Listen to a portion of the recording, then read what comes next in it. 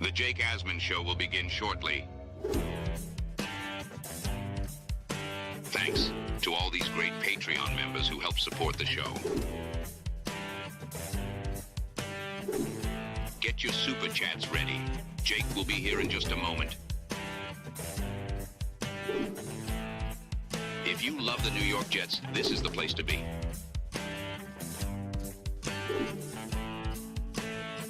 And now, the Jake Asman Show. For the first time since the Jet season ended, Aaron Rodgers did an interview and addressed his future with the team. You'll hear from Rodgers. We will react. It's the Jake Asman Show. Let's hit it and get it started. Man, our Jets are primed to win another offseason, baby.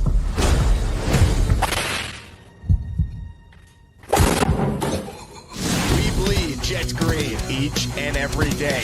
Will the playoff drought finally end?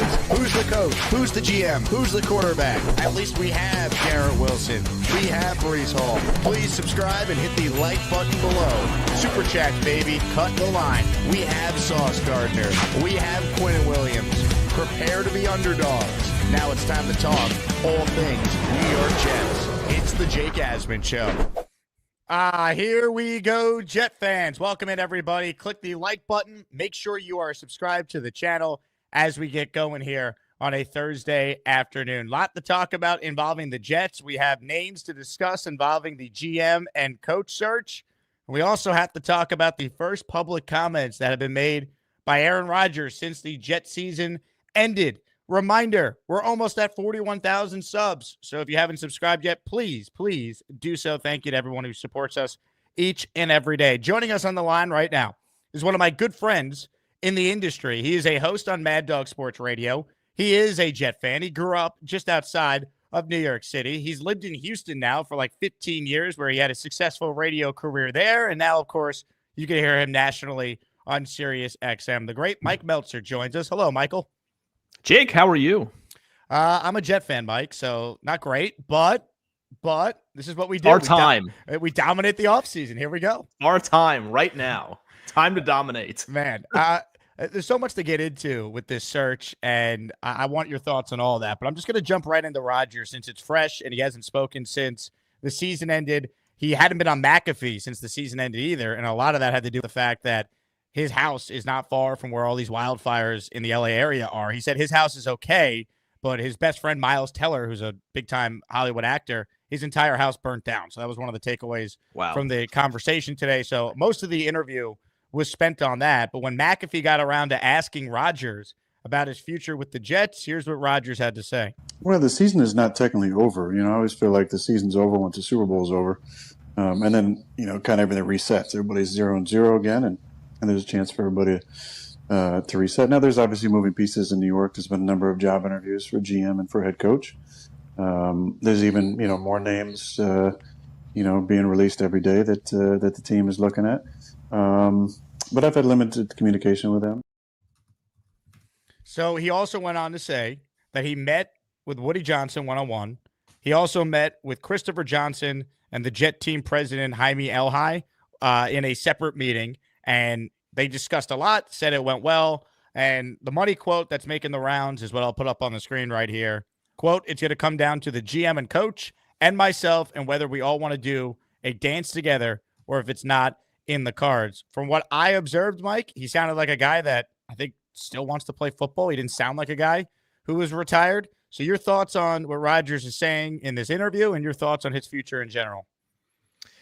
Boy, I'm kind of right in the middle because I'm thinking about the interview today, the interview off the right off the field with Pam Oliver a week and a half ago, where it's the sense I got where it kind of felt like a kind of a farewell to me in that moment. Obviously, you have some time to rest and recover, not just a week and a half, but the next, month, 2-3 months, not 3 months, but whatever it's going to be. I'm kind of right down the middle. And I think as far as the Jets go, obviously I think it's more in their cards than Aaron's cards. It's going to be, what does the GM think? What does the head coach think? Are they on board with the idea of bringing him back for a year?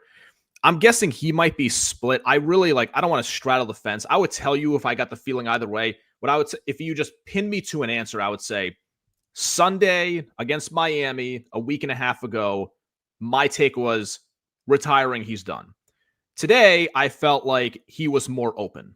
So I don't know which one is more, is more important moving forward. I guess the most recent in time, because you look at the season on balance, and as far as Jets, statistical records go, like those are going to be, in a way, sadly, some of the best numbers they've had at the quarterback position. But I think there was probably enough there in the good games that he played that would lead some other teams with holes at quarterback next season, of which there is no shortage, to make themselves maybe think like, okay, could Aaron be an option for 2025? Because there were some games where he played at a pretty high level. 100%. It's one of those things where I think he could still play in the league. He's not what he once was. That's fine. But if the Jets move on, the question's going to be, well, what are you doing to replace him? And you also still have to have Aaron Rodgers come out and say that he wants to play. He said he's undecided, but just reading the body language, he didn't sound like a guy that was done. So I'm right there with you. And Rodgers is no dummy. He understands that his future with the Jets, it's tied up into who they hire. I did enjoy the fact that, for what it's worth, he said he had productive conversations with Woody one-on-one, and in a separate meeting, the other co-owner of the team, and Christopher Johnson, and the team president. That's because there's a perception out there that, Woody and Aaron don't like each other, so that relationship can't be salvaged. And Woody Johnson said publicly in an interview with the New York Post before the Jets game against the Dolphins that he's going to leave the Rodgers decision to the next regime. So if true, if all parties are being honest here, I feel like the idea that anything's been decided at this point, I don't know if that's the case. I really do think it matters who the GM and coach are. I agree. And this will not be a Woody decision in the best of ways. I think he can at least recognize, even with all the faults of the last, 6 years and 14 years and that the Rodgers decision from a Jets standpoint is first and foremost what the next GM thinks, along with the coach, depending on who they are, but really the GM. And then ultimately, does Aaron want to do this again? But I think as far as and some people may not like this, the more I reflect on the situation, like the idea that could the Steelers, a team that's obviously hit a wall with the quarterbacks they have on their roster, could they bring in Rodgers in 2025? There's a lot that I think I underestimated. Maybe you disagree. There's a lot that goes into having Aaron Rodgers as your quarterback. Mm-hmm. This is not like bringing in somebody else, like let's say Kirk Cousins, for example. You have to really think like Aaron's obviously well past the point of, hey, we're going to bring in Nathaniel Hackett and Randall Cobb and Alan Lazard. Like that's all gone. Forget about that. I'm talking just like the literal, but also just some of the things that go into having him on the team, like the constant media stuff, the fact that he has such a big spotlight shown on him, and even some of the stuff on the field in terms of like, you look at some of these games and you're like, hey, why was Garrett Wilson not used more early and often in the second half of the season? Why is the ball not being thrown down the football field? There's just a lot that goes into having Aaron as your quarterback that I candidly underestimated before 2024. And all this is fine if he's winning MVPs and the team's winning, but it's magnified when you lose. And that's really the question now. What's the alternative if you move on? See, to me, I've always felt like, Mike, if he was willing to take a pay cut, which he said he would, and he also said in a previous interview that, he doesn't need Hackett or Todd Downing to be with the Jets for him to want to come back, that he'd be willing to learn a new offense even at age 41. Assuming he's telling the truth, if they hired, let's say, Brian Flores and Josh McCown's the OC and he's running a different scheme, like if Rodgers is on board with that, I still think that might be their best option, because ultimately, if you move on from Rodgers, I don't think Devontae's here. So you look at your wide receiver room, you just have Garrett Wilson at that point. And I know Rodgers is not blameless for how he played, but ultimately he played well enough in several games where he gave them the lead late and the defense blew it, where he played well enough to give them a chance to win a game, and Greg Zuerlein's kicking misses cost them. So yeah, they won 5 games, but with better coaching, I still think Rodgers at this stage is good enough to be a competent quarterback. So I see both sides of it. I really do. Here's what I suspect, especially from some of the potential GMs that they're interviewing. I think a number of them, Jake, are going to go in with the mindset that even if Aaron Rodgers plays at a slightly above what he played 2024 season level, that they'd actually be willing, because of the goal to reset the culture and lay the foundation for what this team's going to look like the next 3 to 5 years, they'd be willing to sacrifice 2 to 3 wins in 2025 if they could get somebody else at quarterback, whoever that might be, and not have to worry about all this stuff that surrounds Aaron. I suspect, I obviously don't know this for a fact. I'm not a reporter, but I suspect, looking at the GM candidates, the Mike Borgonzis of the world, the Mike Greenbergs, the Alec Halabys of the world, Lance Newmark, maybe Louis Riddick, I don't know. I got to think a number of those people would come in and say, I don't want to deal with the Aaron thing. Even if he's the best literal option at quarterback, we're going to bring in somebody else to just lay the foundation next season, even if that's not the, quote, best option in 2025.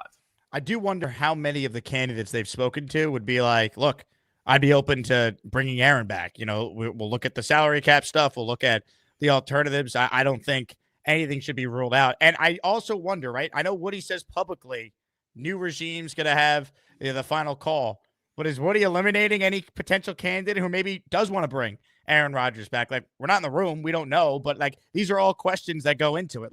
They could say the right thing publicly, but if that relationship is fractured, like many have said it is, okay, well, how does that impact who they end up hiring? Does it impact who they end up hiring? If there's Aaron Glenn says, look, I think with better coaching, Aaron Rodgers will fall in line. We're going to win games with him as our quarterback. Would that disqualify Aaron Glenn, who's the betting favorite to be the coach? I don't know. I don't know the answer to that. I don't know.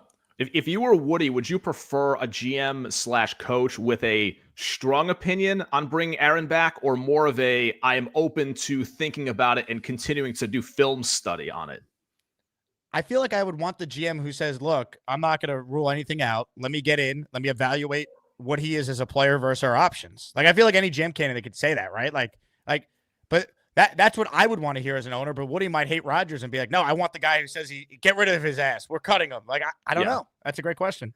I kind of want, I know NFL teams always talk about process, but it's even right now on January 16th, they're always surprised that it happened. But fundamentally, these guys will know what the options are. Fundamentally, barring some sort of weird, Deshaun Watson, 2020 trade request, who's going to be available. Mm-hmm. You know who's in the draft. Even if you haven't done the film study on those guys, I kind of prefer someone to walk in at GM and say, okay, here's my short and long-term plan at quarterback. Here's what I think about Aaron, whether I'm in or out. Here's what I'm thinking about the draft. Maybe this is more of I don't love the options in free agency, via trade, and the draft. And I think this is going to be a multi-year process, but here's my plan in the interim.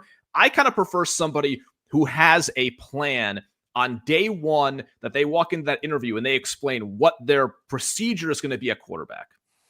It still feels like the best case scenario as far as trying to win next year involves Rodgers being here.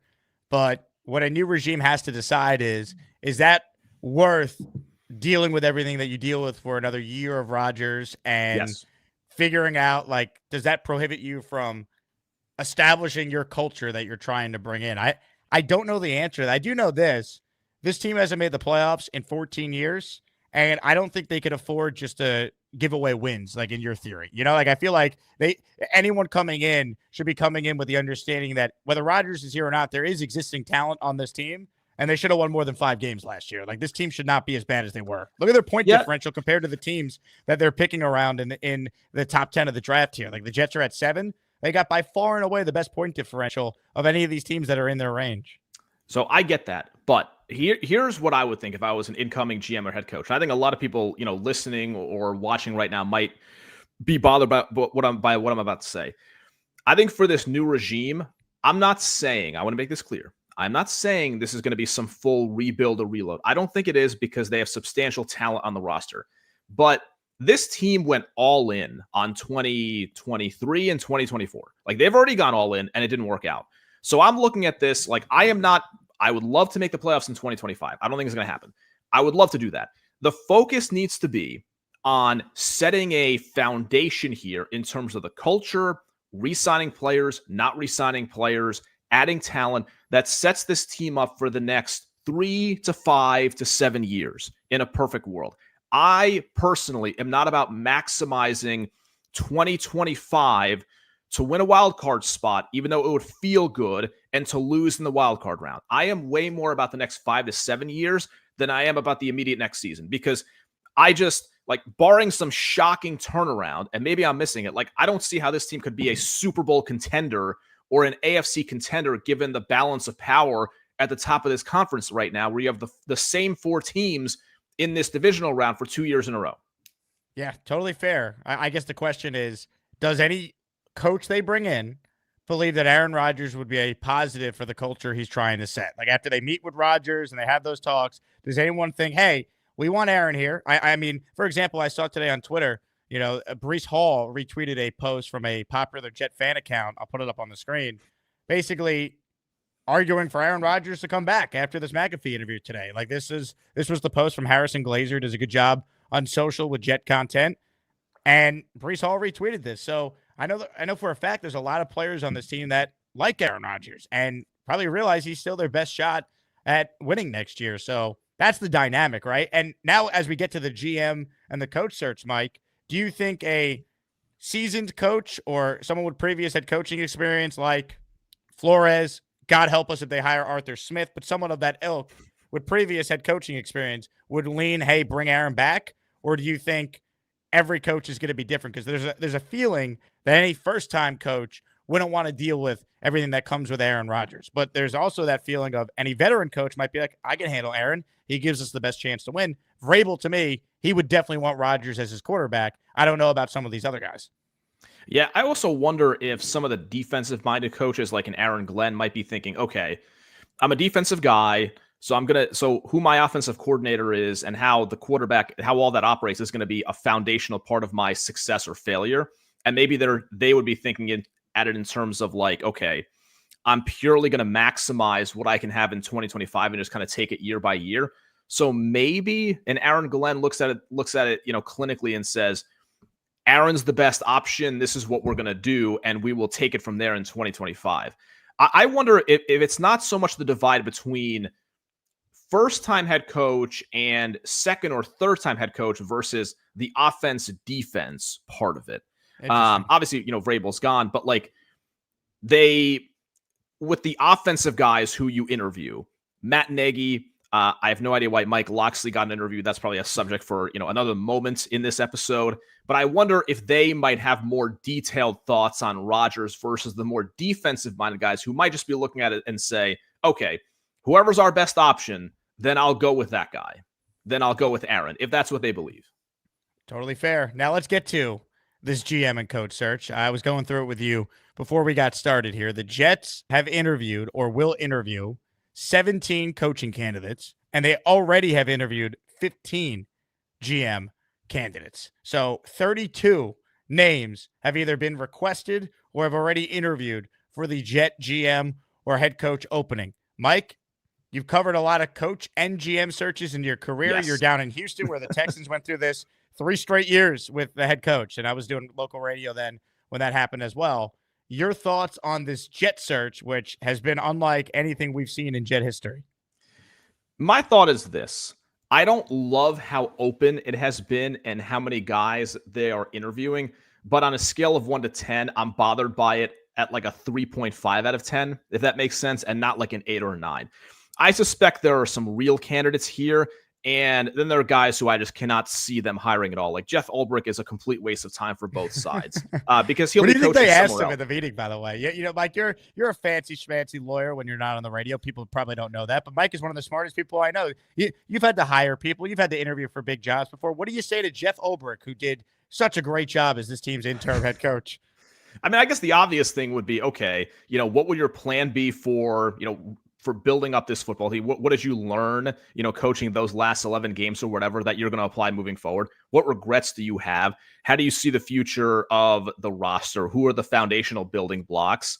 All those sorts of questions. Who's your offensive coordinator going to be? How much continuity do you want on your staff? Like you asked better questions than I was going to come. I was just going to be like, all right, nice to see you, Jeff. Shake your hand. We'll see you later. Yeah. So some of these, it's like, are they going to really hire, Darren Rizzi as the head coach of this team? Even Vance Joseph seems like a stretch. The Mike Locksley thing kind of came out of nowhere. I guess maybe to give them the benefit of the doubt, maybe there's a world in which whoever they hire as head coach hires Mike as offensive coordinator, and he does kind of one of those Jeff Hafley leaving BC to be the Packers defensive coordinator things. But it's like even talking to Bobby Slowick today, because we're talking on Thursday, like,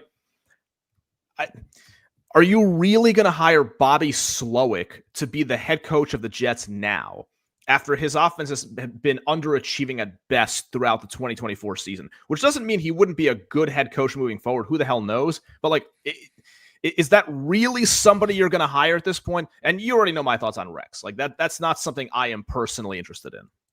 Me neither. I was more open to it if Rex came in with like this great plan with his staff. His son's on the Lions staff. Maybe he has no plan. He was asked about his staff, and he basically was just like, "Oh yeah, I don't know, but we're going to hire the best staff. Could take time, but we're going to get the best." You've been out of the league a decade, Rex. You got to have a better answer than that if you're going to try and get back in. So he lost me there. Yep. Yeah, that you and I are on the same page on that point. Great point. 100%. All right, comments, questions, super chats for Mr. Mike Meltzer here and myself to answer. This comment from Leon's funny, so I'm going to read it. Knowing Ulbricht's issues in dealing with the clock, he was probably late for his interview. Oh, my God. Yeah. By the way, speaking of interviews, your thoughts on Robert Saleh securing 3 head coaching interviews? Yeah, I think it's totally fine. Like, I actually think that Saleh at some point will get another crack at this. The big thing with him is going to be who's going to hire him as DC. Like, the obvious landing spot would be San Francisco because they fired Nick Sorensen, and he's been there before. But on its face, like I think it's fine. I think he will get a second crack at this at some point. Probably not now, but at some point. I look at it like this. I think teams want to find out Saleh's perspective on how big of a bleep show the Jets were. I think they want some intel there. Also, and Mike, you're a lawyer. Robert Saleh is a minority candidate. So he's part of the Rooney Rule requirements, and he's available to talk with anyone in person right now, unlike some of the guys still coaching where you can't speak to them till Monday at the earliest if their team is still alive.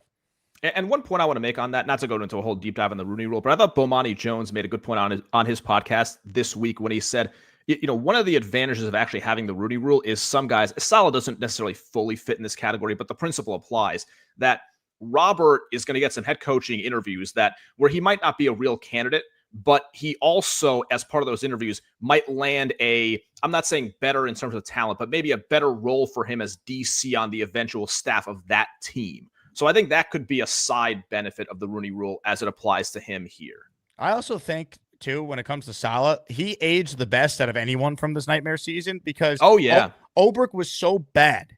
And the perception of Woody is so bad right now following all these stories in The Athletic that it's easy for people who weren't watching the Jets every day to watch them post Saleh after they were 2-3 and then completely collapsed and the defense fell apart to completely forget that Robert Saleh was 20-36 as a head coach and the team had undisciplined issues with him. It wasn't just Ulbricht, but it was so much worse with Ulbricht and everything that followed that Saleh, honestly, him getting fired is probably the best thing for his career. He's not looked at like this total failure because it's a Jet failure, not a Robert Saleh failure.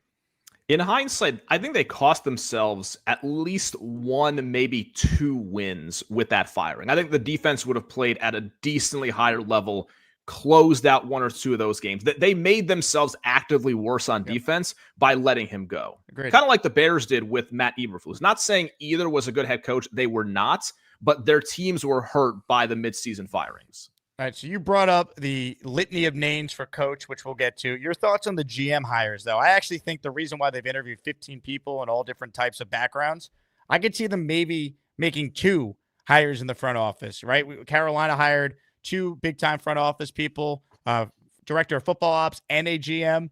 I wonder if that maybe is part of the 33rd team thinking and bringing them in. They're going to make 2 big-time front office hires to go with a head coach. Your thoughts on that theory?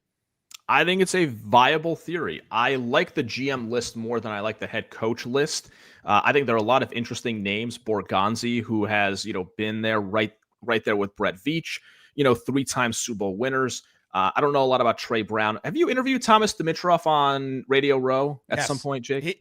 He's my favorite of the guys with experience. I know some people in Atlanta don't like him because I think he was just there so long, but he strikes me as one of these obviously he's a football guy, but he's a little eccentric. He's a biker. He has other interests. He just has always struck me as a very thoughtful person who can run a solid organization. So I don't think they'll hire him, but I'd be fine with that. Brian Gain had a short stint in Houston. I suspect he will not be the hire. Mike Greenberg intrigues me. Peter Schrager has talked him up, right? And he's a guy who grew up a Jets fan, different background because his on family watches the show. So say hi to the Greenberg family. Hello, Greenberg family.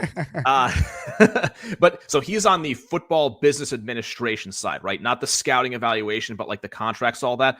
I'm fine with it. I think sometimes football people act as if football is like some secret sauce. Like, yes, I understand they're scouting. There's an art and a science to it. But like Mike Greenberg, like he's worked in the NFL for a long time. These are football people, even if their specialties are slightly different. So he intrigues me. Alec Hollaby of the Eagles intrigues me with his background and how well-run the Philadelphia Eagles are. Lance Newmark of the Commanders, similar. Louis Riddick to me is interesting.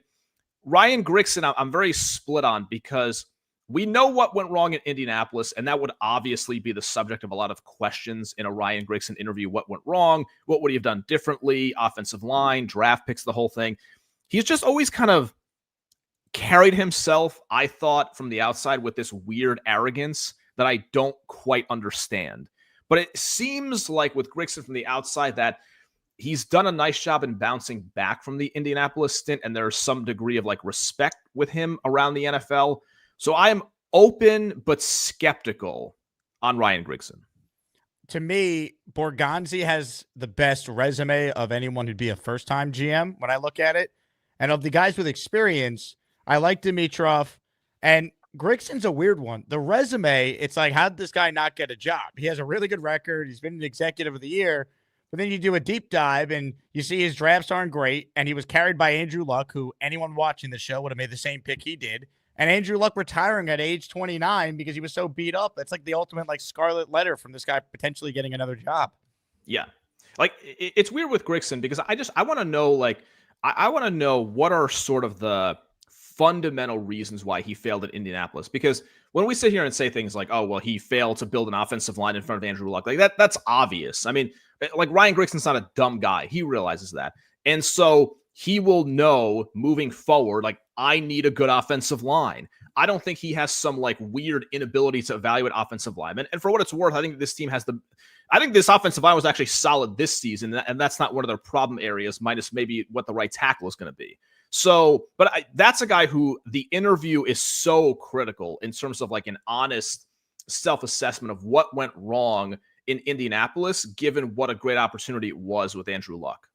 I could tell you there's a large segment of Jet fans, Mike, that are intrigued by Brian Gaine as a candidate. And you and I obviously covered Gaine when he had his brief stint with the Texans. I'll read you this comment here from Leon. He's one of the people that is all about Brian Gaine. Gaine checks all the boxes. Familiarity with the Jets and ownership. Former player scout with GM experience. Great knowledge of the AFC East. Has ties to Glenn and Brady. We know that Brian Gaine was a Bill Parcells guy. So in theory, you put Brian Gaine and Aaron Glenn and you recapture the Parcells magic. You knowing what you know about Gaine and how that all played out with him, O'Brien, Easterby, your thoughts on him as a candidate? I'm sure it would be a dream job for Brian, is my guess. I think he grew up in Pearl River, I believe. He went to Bosco Prep too. He's truly a local Jersey guy. Yeah, he's a local guy. I'm from Rockland County, so it's obviously it's right there with New Jersey.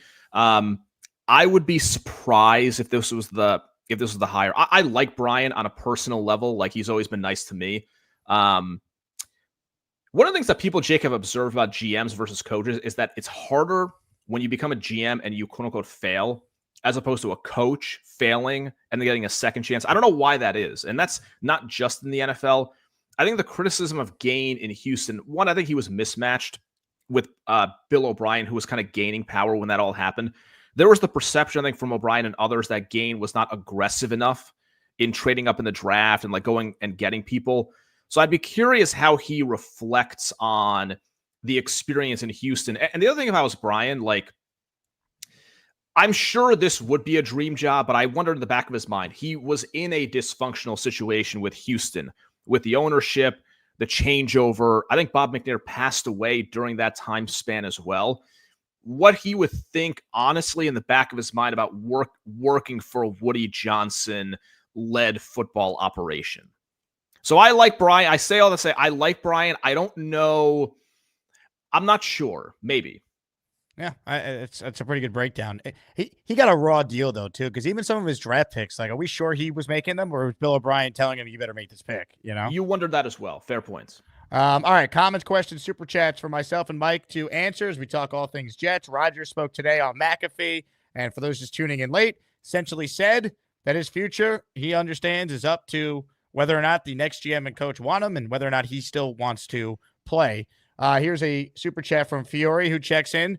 Pat set him up to take shots at Woody, and Rodgers did not take the bait. If Woody looks at the Jets' social media posts, Rodgers stuff always drives more traffic. They do have to sell tickets. Tyrod doesn't. And also, Mike, you're not based in New York right now, but if you watch any of these NFL playoff games, the Jets are running nonstop season ticket ads, and Rodgers is in all the commercials for what it's worth. That's it. I did not know that. That is information that was new to me. That's interesting. There you go. Yeah, I mean they need to sell tickets, but like tickets are fine. It's not my money. All of these teams get a check every year that covers everything, all the football operations, everything else. They make a profit straight off that check. All this stuff is kind of extra, and their job is not to sell tickets. Their job is to lay a foundation and at some point make the playoffs again. At some point. At some point. I don't care how many fans are in the stands at this point. Like no offense to anybody, but to me, it's about establishing a culture and winning, not over the short term, but over the long term. And finally doing this right. That would be nice. Jeffrey R. checks in. Jake, I got everything but the ring so far. Thank you so much. For those who don't know what Jeffrey's talking about, he's talking about some of the prizes from the Asmaniac raffle. Mike, if you gift the channel membership, you'll be in our raffle to win a signed Joe Klecko jersey or a signed Garrett Wilson helmet. Those are the next two top prizes in our raffle, which will go down next week. So get the membership if you want in, or send in a $20 super chat and you'll get 5 raffle entries. Purple Belt Mike writes in, if we hire Arthur Smith, then we all riot. So here's my question to you, Mike. Which hire is more Adam Gase 2.0? Is it Arthur Smith or is it Matt Nagy? I'm going to say it's Arthur Smith because it's like, look at Arthur Smith's resume. He was a good OC with the Titans. Like, to be fair, he made it to the AFC Championship game with not a true franchise quarterback in Ryan Tannehill. And so he lifted, I think that's a pretty good example of getting the most out of the players they had. And they had Derrick Henry and A.J. Brown at the time, but still, he got the most out of that offense. He went to Atlanta, and what I always found to be really bizarre is that he went there and they never actually invested in a quarterback. He had Matt Ryan for a year, basically, right? And then they did this whole thing where it's like, we're not going to make a huge investment in a quarterback. We're going to take Desmond Ridder in round 2 or 3, fine. They start him for like a year, a little bit more, and then everyone's like really angry. And I'm sitting here wondering, like, what did you expect to happen? If this was your reaction, then why didn't you guys make a big move for a quarterback? Because because drafting Desmond Ridder, like, that was not a big move at the time. So then he gets fired there. He goes to the Steelers, doesn't seemingly do a great job there. We saw how that offense ended up the last 4 to 5 games. And I ultimately think, Jake, what the Jets need first and foremost in this hire, they need someone to rescue this franchise. This is the lowest point this past season for me as someone who's been following this team since like 94, 95, 96. Considering expectations, the lowest points in the franchise in the modern era, which is saying a lot given the playoff losing streak, right?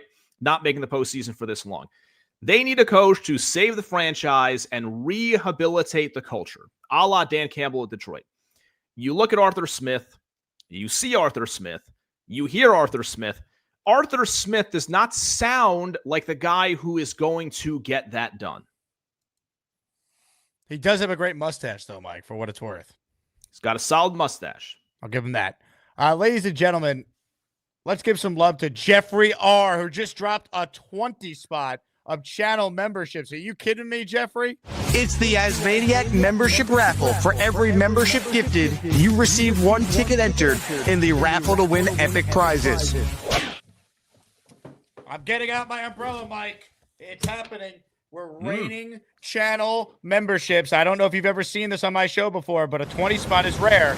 And when that happens, it rains memberships, and it means I have 20 names to read from Jeffrey R. That is 20 raffle entries in the next Asmaniac raffle from Jeffrey. So shout out to you, Jeffrey.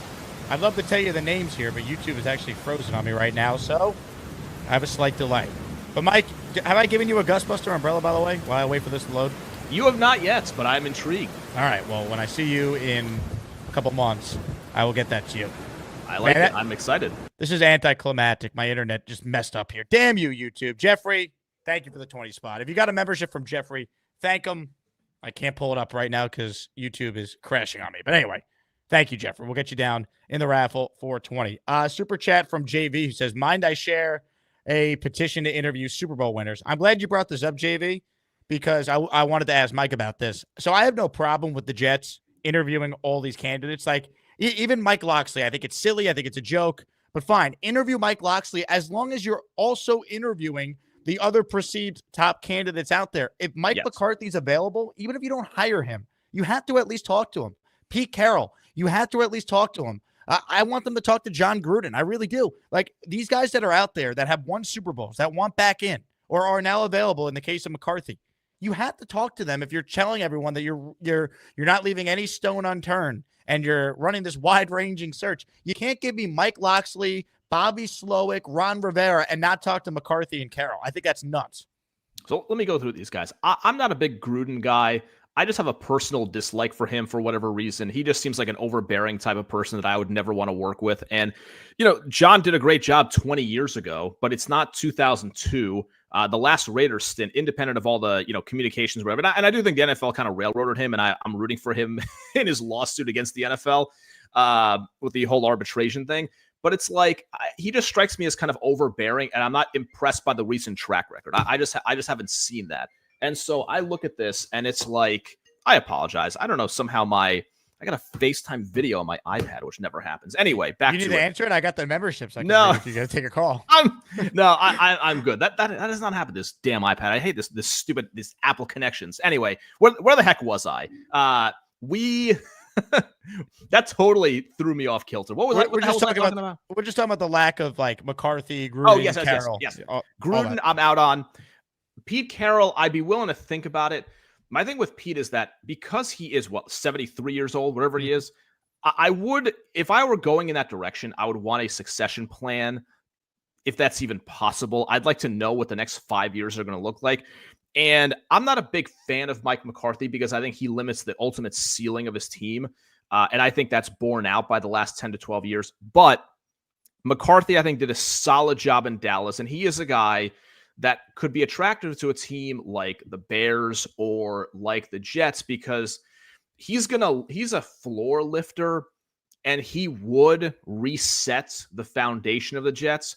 I just think if you hire Mike McCarthy, the odds of hitting any kind of ceiling or being a Super Bowl contender, that would be incredibly surprising to me based on his last 10 years or so of being a head coach. So, even though I think he's slightly above average. I get that. Here's my thought process, though. The Jets can't think about going deep in the playoffs, winning a Super Bowl, because they're in hell right now. Like, you can't think about climbing the mountain and getting to the mountaintop if you're underground right now. Like, McCarthy would at least get them out of hell. He's a respectable coach. He'd hire a good coaching staff and at least get the Jets back to not being a laughingstock in sports would be my feeling. And if he's not the guy to eventually get you over the top, I'll deal with that then. But they haven't made the playoffs in 14 years, longest in professional sports. Everyone knows it. Haven't had a winning season in 10 years. Haven't had a home playoff game in over 20. Like, just getting out of hell, especially with where they're at right now, because I agree with you. I think this is the lowest it has ever been, given what this year was supposed to be and what happened with Rodgers 4 plays in a year ago. So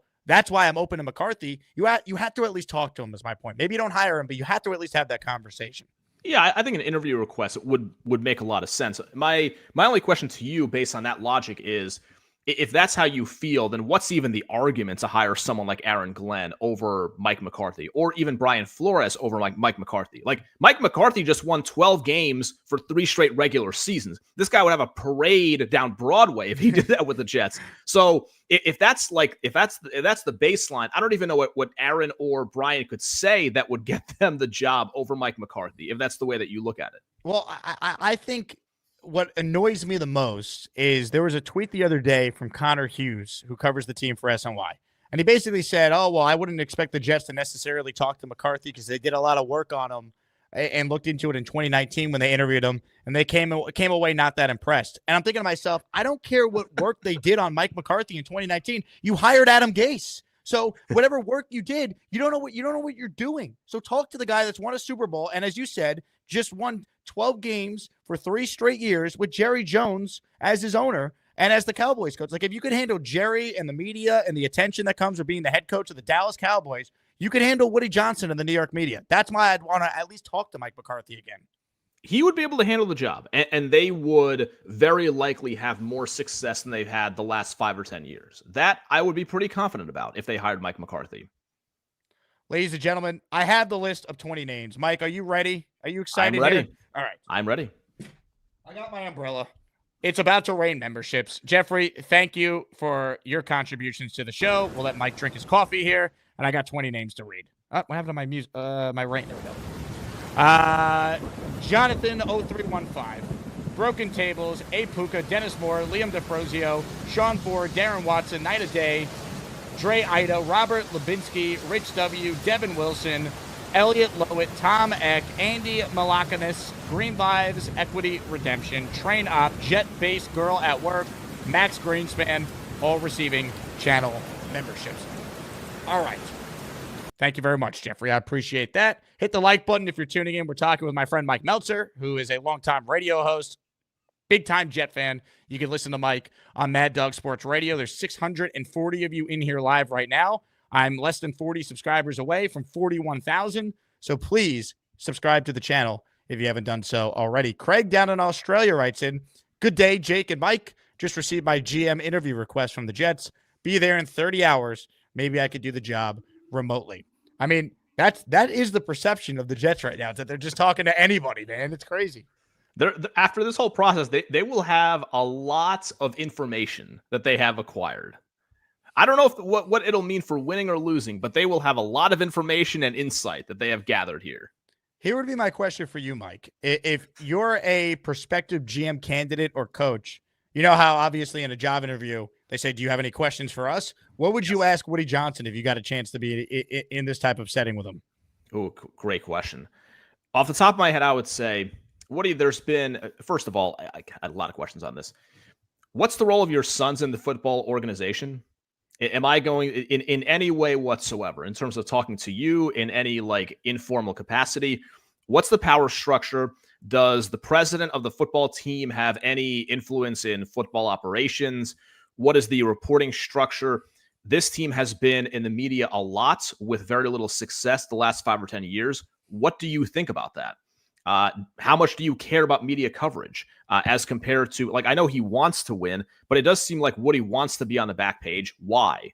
Those would be some of the questions I would ask off the top of my head. And I would also, throw in the obvious stuff like there's been a long playoff drought.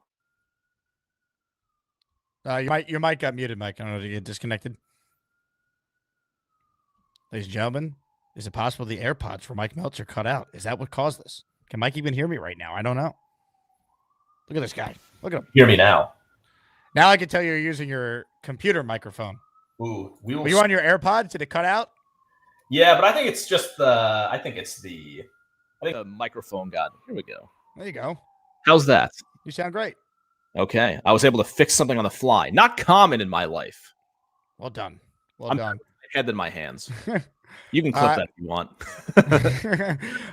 Leon writes in, do you think the Jets would wait till February 10th if they want to hire Glenn or Brady from Buffalo or Nagy/Spags from Kansas City? So I personally think they would, but it would be leaked out there that that's who they'd be waiting for. So I don't think that'd be that big of a problem. It would be like Kyle Shanahan when he was hired in San Francisco back in 2017, I think it was, with the Super Bowl in Houston, where he was hired at that point. Everybody knew where he was going. Yep. And for what it's worth, if I had to bet money on this, we haven't talked about this directly, I think Aaron Glenn will be the guy. How would you feel about Aaron Glenn? I would be fine with it. I want to know who his OC would be. I've met Aaron here. I've interviewed him. I like Aaron. I think it would be a similar. Did you interview him? You weren't covering the Texans when he was a player here, were you? No, I interviewed him like maybe 12, 13 years ago, like even before he got into scouting and coaching. So like in that period in between retiring and going into football, like in any sort of way during that time. And like, he's an impressive guy. Did you tell him you were a Jet fan as you were interviewing him? Absolutely. Yes, yeah. I did tell him. Yeah, I've got a photo somewhere in my phone with it. But it would be, coincidentally, a pretty similar hire to the Texans hiring DeMeco Ryans 2 years ago. Mm-hmm. That you had somebody who played for the team, who was a defensive guy, who was a defensive coordinator at a high level, and he is being brought in to basically save the franchise. Yes. So it would have a lot of similar attributes. So I'd be fine with that. because to me, rebuilding and establishing a culture with this team, as opposed to like hiring the next brilliant play caller, is actually more important for this job with where the franchise is right now. So I would be fine with that hire. So I like Aaron Glenn. He's definitely a legit candidate. I just get scared with another, here we go, first-time head coach with a defensive background. But the reality is you never know who's going to be a good coach, who's going to be a bad coach, and he's definitely qualified. And I will say this. He gave an answer yesterday, Mike. I don't know if you saw this, but I'm going to play it for you. I am now fully comfortable with Aaron Glenn being this team's head coach. I still prefer Brian Flores and the experience path, but this answer here, I don't know. It won me over a little bit with Aaron Glenn. I mean, Bill Belichick is a shining example of a defensive coach who won Super Bowls, but typically it's offensive coordinators. They come from the offense who become Super Bowl head-winning coaches. Yeah. Why do you think that might be? Is there? Well, I don't know if that's truly accurate. I can just go off the top of my head with Bill Carr, Mike Tomlin, Bill Belichick. That's won a ton of Super Bowls as a defensive coach. And here's the one thing that I would say about myself. I'm a coach. I just happen to be on defense. I understand the offense just as well as a number of people. So if you're going to hire me, you're going to hire a coach. You're not going to hire a defensive coach. I'm going to talk to the offense just as much as I'm going to talk to the defense. It's a good answer. I like the answer. And, well, obviously you're not hiring someone like Aaron Glenn to draw plays or install an offensive system. I'm always kind of amused in terms of specialty side of the football where Aaron Glenn is a defensive coordinator. The job of a defense is to stop or contain an offense. So in order to do your job as a defensive coordinator or even a cornerback back in the day in the NFL, you need to know something about offense because that's what you're trying to stop. So I think that is well put. And that's the mindset, the way he articulated it. That's how you have to be if you're a coach, because you're not the coach of the offense. You're not the coach of the defense or the special teams. You are the head coach of the football team. And as Harry Truman once said, when you're the head coach, I'm paraphrasing, he didn't say this about football, but the buck stops here. The buck stops with the head coach. So is Aaron Glenn dropping a bomb on the AFC East as the Jet head coach? We shall see. And now the division, I know Miami's kind of in a weird boat, but the division is now even harder. Like Buffalo runs it. They have run it. No reason for that to change. And the Patriots got substantially better because they hired a good coach in Mike Vrabel. 100%. All right. Aaron Glenn, if he is the coach, do you have an OC in mind that would excite you? Have you put any thought into what an Aaron Glenn led coaching staff would look like? Not in detail. Good question. If you have names, like I guess the first thing you'd be thinking about is guys on the Lions staff who might be lower rung offensive coaches, like assistants, quarterback coaches. That would intrigue me. Obviously, they're not going to beat Ben Johnson, but if they worked for him and they see and they study the offense, I would be okay with that. So Mark Brunell is the quarterback coach there.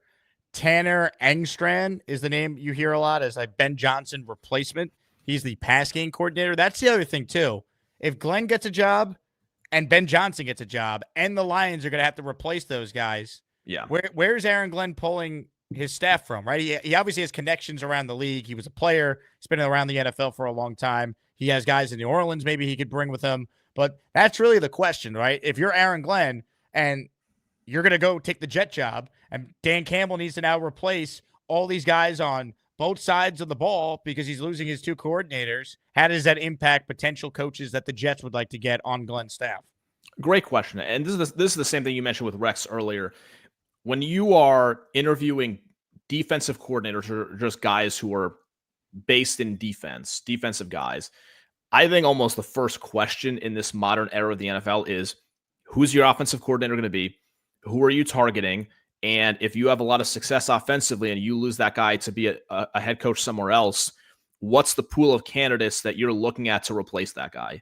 I think it's a critical part of the evaluation, a key part of the interview, because you have to have a plan. Mike D's Nuts with a super chat for us from one Mike to another. Mike's thoughts on the Pat Rooney Rule BS. I have some thoughts on this. I know it's funny, this like very polarized age. And you're a lawyer too, so I am curious your thoughts. Yeah, and that doesn't mean that my opinion is like better or worse than anybody else's. I think we can talk about this stuff like reasonably. I think so. First of all, I'm fine with what the NFL has done because when it comes to jobs, not just in football, but jobs in life, what do we always say? It's not about what you know, it's about who you know. Mm-hmm. So I think in any sort of career that you have, the biggest gap is not landing the job, it's landing the interview. Because to me, like once somebody interviews, once somebody walks through that door, you never know what the hell's going to happen. Like you never know once you like, no matter what job or who it is, CEO, assistant to the, whoever, that you never know what happens when you grant the interview. So I appreciate the logic behind the Rooney Rule. I think there is a very well-placed frustration with the reality, Jake, that the Patriots haven't run a real coaching search in like 30 years. I mean, that's a fact. They hired Belichick, who they already decided on. They promoted Gerard Mayo, who they obviously already decided on. And in this case, they were obviously going to hire Mike Vrabel from the moment that they fired Gerard Mayo on the same Sunday that the season ended. So I think there is a very natural frustration that the Patriots are just allowed to get away with this to basically skirt like any piece of the procedure of the Rooney Rule, and everybody else has to follow it. I thought Albert Breer had good thoughts on this. Like even the Chargers, everybody knew who they wanted to hire last year at this time in Jim Harbaugh. Jim Harbaugh wasn't hired this week. He was hired in basically late January after they had to interview a whole bunch of people. So for me, there's a frustration. And again, this is a fact, not my opinion. The fact is the Patriots have not run a real coaching search in 30 years. Now, in those searches, they hired, to me, the greatest coach of all time, then a big disappointment. And I think Vrabel's a pretty good coach. You're allowed to do this, like, because they technically went through the procedure, but they seem to have a double standard with respect to the rest of the NFL. And that, I think, for Jets fans and other fans is a frustrating thing, that everybody else has to follow the rules, seemingly except the New England Patriots. Right. They love the rules. And they also get lucky that all these teams a year ago were dumb enough to not hire Mike Vrabel. So Mike Vrabel sits out a year, and then he immediately vaults to the top candidate. It's like all these teams with openings could have had him last year. In fact, knowing what we know now about Woody Johnson having no faith whatsoever in Robert Saleh, only giving him 5 games with the team 2-3, if the Jets fired Saleh like they should have done in hindsight, knowing what we know now, at the end of last year, maybe Mike Vrabel's coaching the Jets this past season, and maybe the Jets are still playing right now. Who knows? It is very, very frustrating. The Patriots have very quickly landed a franchise quarterback, seemingly, and then a good to very good head coach in Mike Vrabel. It is frustrating. But there are things like this whole interview process where it's like, okay, I can acknowledge the Patriots have won 6 Super Bowls and Kraft wants to go to the Hall of Fame and yada, yada, yada. But they screwed up with the Mayo thing, and there's this double standard with them and with everybody else. You kind of feel like if Woody had done this, and I know Woody's done a very poor job, but you feel like if Woody had done this, he'd be crucified, and they're not really criticized all that much. 100%. 100%. It's a double standard. Connie Carberg's watching the show. Mike, she's the first female scout in NFL history, legendary figure in Jets history. And she says, so right about the Pats not following the rules. It's really awful. So you won over Connie Carberg, Mike. I like it. One at a time. There you go. One at a time, one day at a time. Sour Diesel with a 7-month Asmaniac super chat. Glenn feels like the highest ceiling pick for this team. What would the most ideal coaching staff and front office look like around him? The coaching staff is tough. We talked about that before. But how about the right GM for Aaron Glenn? I did do a video on this earlier. Albert Breer, in his latest column, he reported, I'll pull it up on the screen here. He reported that he heard Lance Newmark is a name to watch for Aaron Glenn. If Glenn's the head coach, Newmark would be the GM. There was overlap with the two of them in Detroit. Newmark is currently the assistant GM of the Washington Commanders. I have a thought on this, and Breer is usually plugged in on that kind of stuff, so I believe it. I was thinking about this, Jake. I know there might be some pushback if you pair like a head coach who seemingly doesn't have a close or even existing relationship with somebody else at GM, but something I've observed in my life, like, if you like are in an industry and you know some of the same people, I'm sure you and I have had that experience where like you meet someone and it's almost like you had a relationship before them And the first time you meet, you can like hit it off, even if you have no actual relationship. So I think the same thing exists in football, in business. Like, just because they didn't work together or didn't necessarily know of each other, if they know the same people, they're in the same business. Sometimes you can meet someone for even once, and it's almost like you still have a connection. So I've had that in my own life. Yeah, I agree with you. I think this idea that you need to have the GM and coach both come from the same place. How often does that actually happen? I know it happened with the Giants recently with Joe Shane and Dable, but that doesn't always happen. Like Dan Quinn became the Commanders head coach, and Adam Peters came from San Francisco. Quinn was the DC of the Cowboys. Like, to my knowledge, I don't know if there was any overlap there necessarily. Like, I just go through all these recent pairings, and it's not always, you got to take guys who know each other. That's not always the case. Yeah, I'm with you on that. I think as long as the pairing makes sense, they Nick get Caserio along. didn't know D'Amico Ryans. They never worked together. That's an excellent point. Yes, they have no like specific pre-existing relationship. I think as long as it's two people, first of all, they got to be qualified. They got to be good at what they do. They have to have at least, I think, similar or at least complementary philosophies on football. And where they differ, you want them to differ in ways where like one guy has a strength that the other guy has a weakness, and vice versa, so that they complement each other. The great Rick Kent has gifted 5 channel memberships for the people. Money, money, money, money, money, money. Rick, thank you very much. And Rick now has 5 more entries in our Asmaniac raffle. Once again, if you're tuning in late, those entries are for the signed Garrett Wilson helmet or the signed authenticated Joe Klecko jersey. So Rick has now 5 more chances to win that raffle. This one is from Bang Mateo, who says, AR return will ruin our 2026 quarterback draft pick. Come on. I get so annoyed with any comment from Bang Mateo typically, but especially this one, Mike, because I'm not worried about the quarterback in 2026 right now if they move forward with Rodgers. Like, this idea that you got to be awful to get a quarterback is not true. Kansas City made the playoffs the year before they traded up to take Mahomes. Lamar Jackson joined a team that was in the playoffs with Joe Flacco the previous year. They traded back into the end of the first round to take him. The Bills ended the longest playoff drought in the NFL, 17 years, when they had Tyrod Taylor as their quarterback and then made the move to get Josh Allen. Like, the idea that the only way for the Jets to get their future franchise quarterback is to be terrible and take another guy in the top 3 that could be Zach Wilson is not true. Like, I'm sorry, I'm not buying that. A good GM could find different avenues to try and find a quarterback.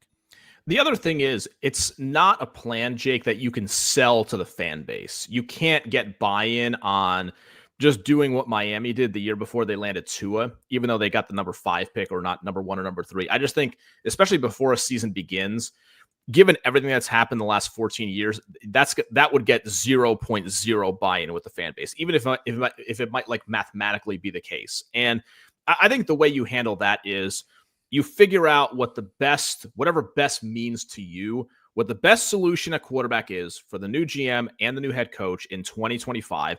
And then you see how the season plays out. Maybe if it's going badly, they're not going to fire anybody, I think, at this time next year. So maybe then you start to think about, okay, like, do you trade off parts? And even though it's going to suck, you get worse. The 2026 quarterback class should be decently better than this year. But before that, as in right now, these decisions, trade, free agency, 2025 draft, I don't think that can really enter your mind at this time, as far as like trying to lose as many games as possible for a theoretically better, but like not very certain 2026 quarterback class. Like that can't be the plan in January 2025. No. And like, I look at the Giants across town. All they had to do was just lose that Colts game, and they screwed it up because players play, coaches play to win. You can't bank. A tanking is not a plan. If it happens, you deal with the effects of that. But it's not a plan. Like, the Jets should try and win as many games as possible and make the playoffs. I don't know if they will, but they should try because the fan base deserves it. And 2, nothing's a guarantee. And ultimately, like, this team needs to erase the stench of losing. They're the biggest jokes in sports. You have to win games, man. You got to change the culture. Yes, the culture needs to be changed. That even if it, we are on the exact same page on this. That cannot be the plan right now, given where this franchise is. It just can't be. Rob checks in with an Asmaniac super chat. Who do you think the DC would be if Glenn's the coach? I have no idea on this one. I don't know if you have a thought. I do not have a clear sense. The big question there would be, does Aaron plan to call plays on defense like DeMeco Ryans does in Houston, or does he want to give it to somebody else? Ron Weiss checks in. Ron, you got 5 raffle tickets for this $20 super chat. And here's a very intriguing question for one Mike Meltzer. Oh, Jake, God. ask Mike to do a rendition of Mad Dog's Show Open. Can you give us a little good afternoon, everybody? Oh, God. Nobody has ever asked me to do this. I'm actually nervous for like the first time all day. But I can give it a shot. You grew up listening to Mike and the Mad Dog like I did, so I know this hits home to you.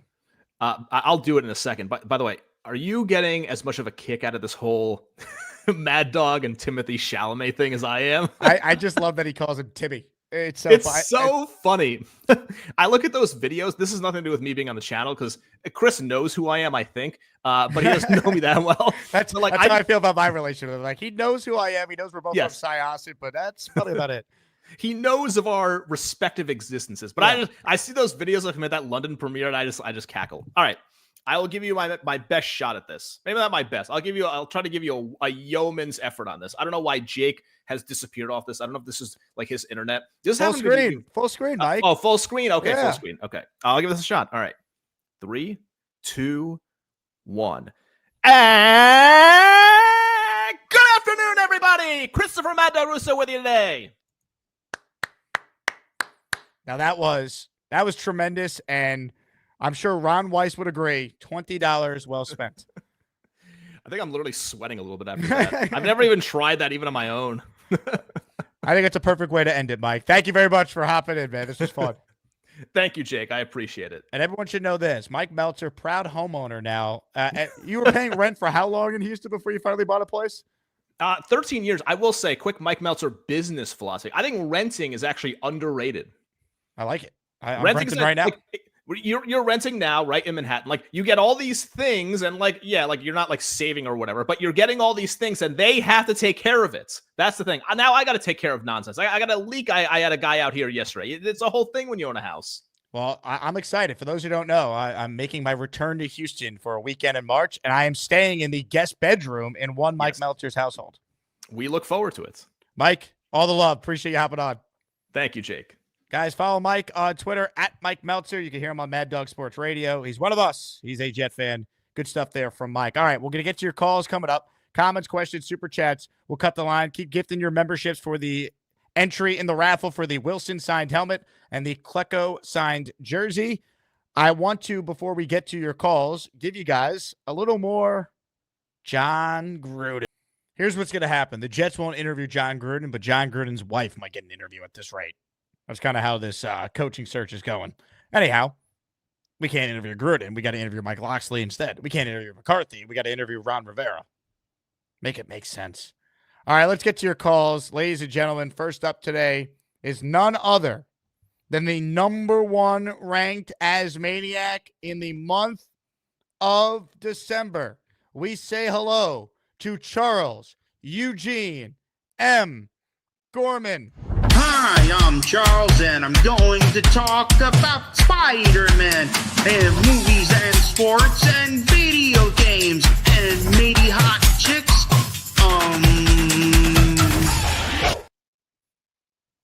Whoa. Hey, Jake, how are you? I just got back from the Rio. How are you? Your hair is very wet looking. I combed it today. That's why. Well, what's up with your internet? Your lighting's not very clear either. I'm in the kitchen. Call back from your phone, Charles. You're very staticky. It's tough to hear. I am on my phone. My phone. Go on Wi-Fi. The Wi-Fi is good. Go off Wi-Fi then. I want full capacity Gorman here. We can't do any of this 360p choppy connection Gorman. No one wants that. We want the full experience.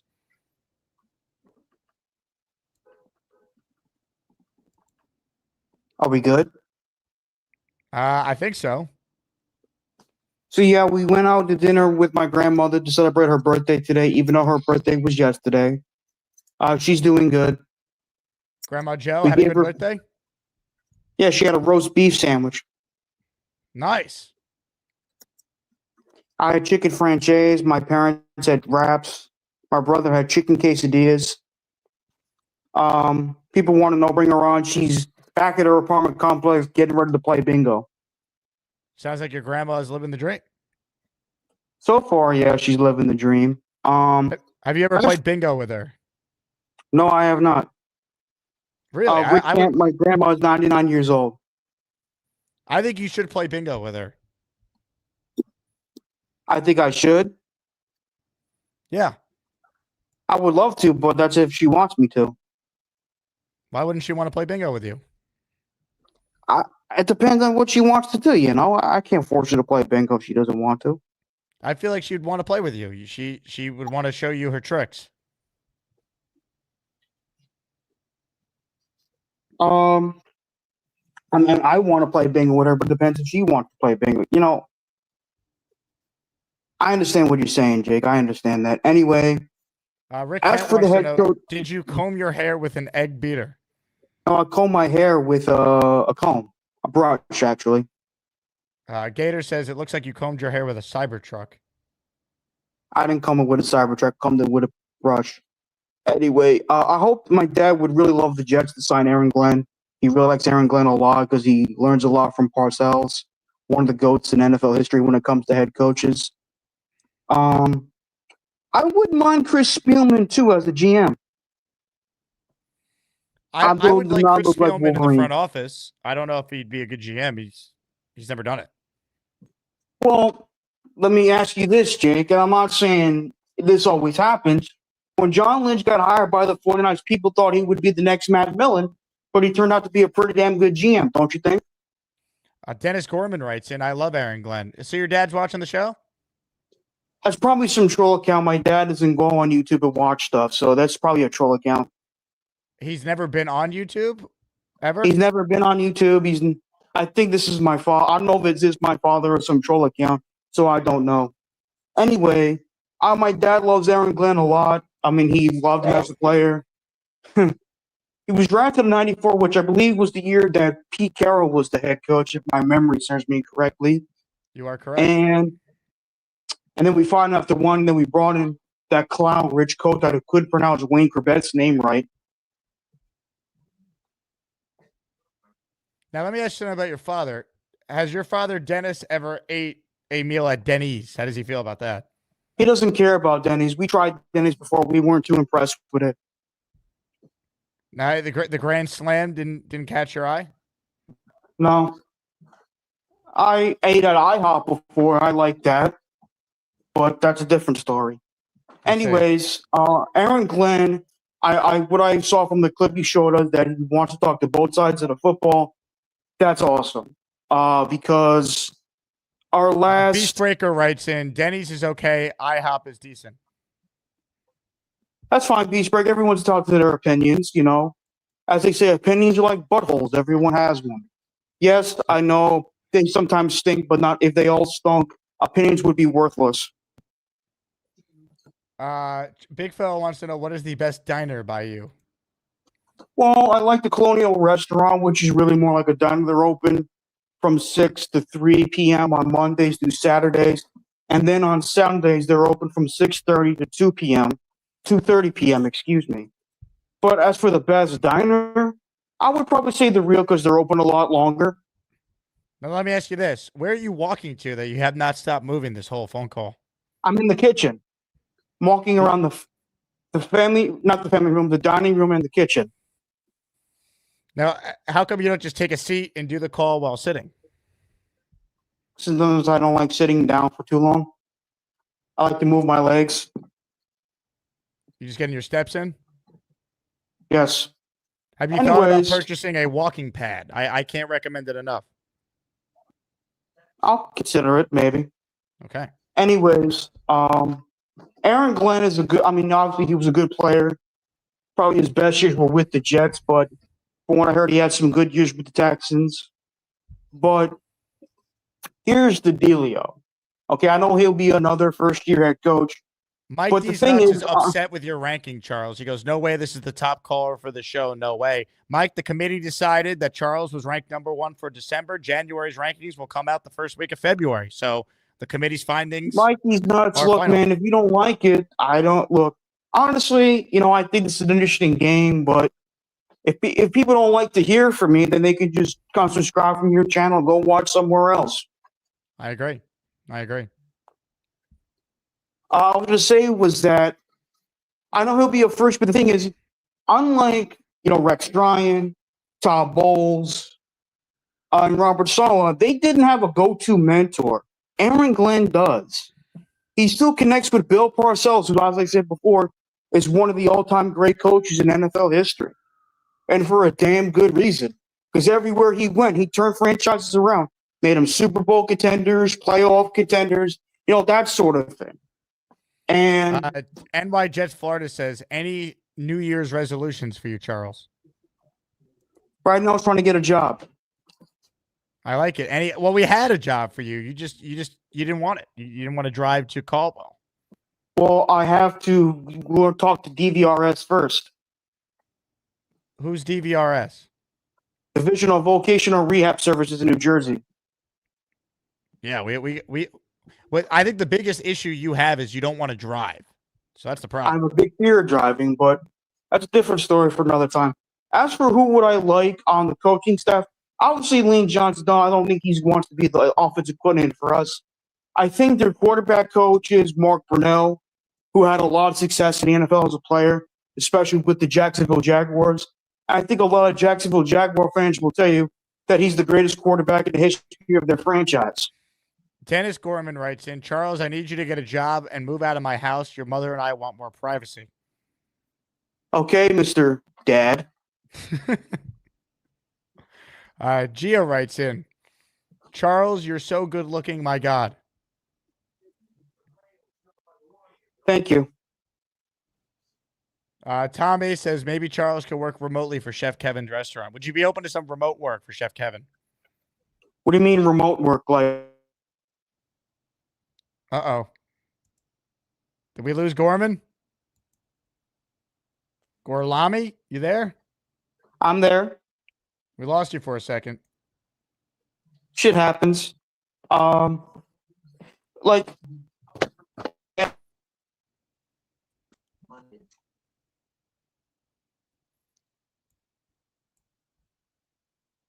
uh-oh. Well, first off, someone definitely tweet me this screenshot right away. At Jake Asman. Follow me there. Also, it's my brother's birthday and his membership expired. So if someone could get him another channel membership, that would be fantastic. Charles, you there? Yeah, I'm there. What, your walking is causing the issue here. Stand in a spot that has good connection and don't move.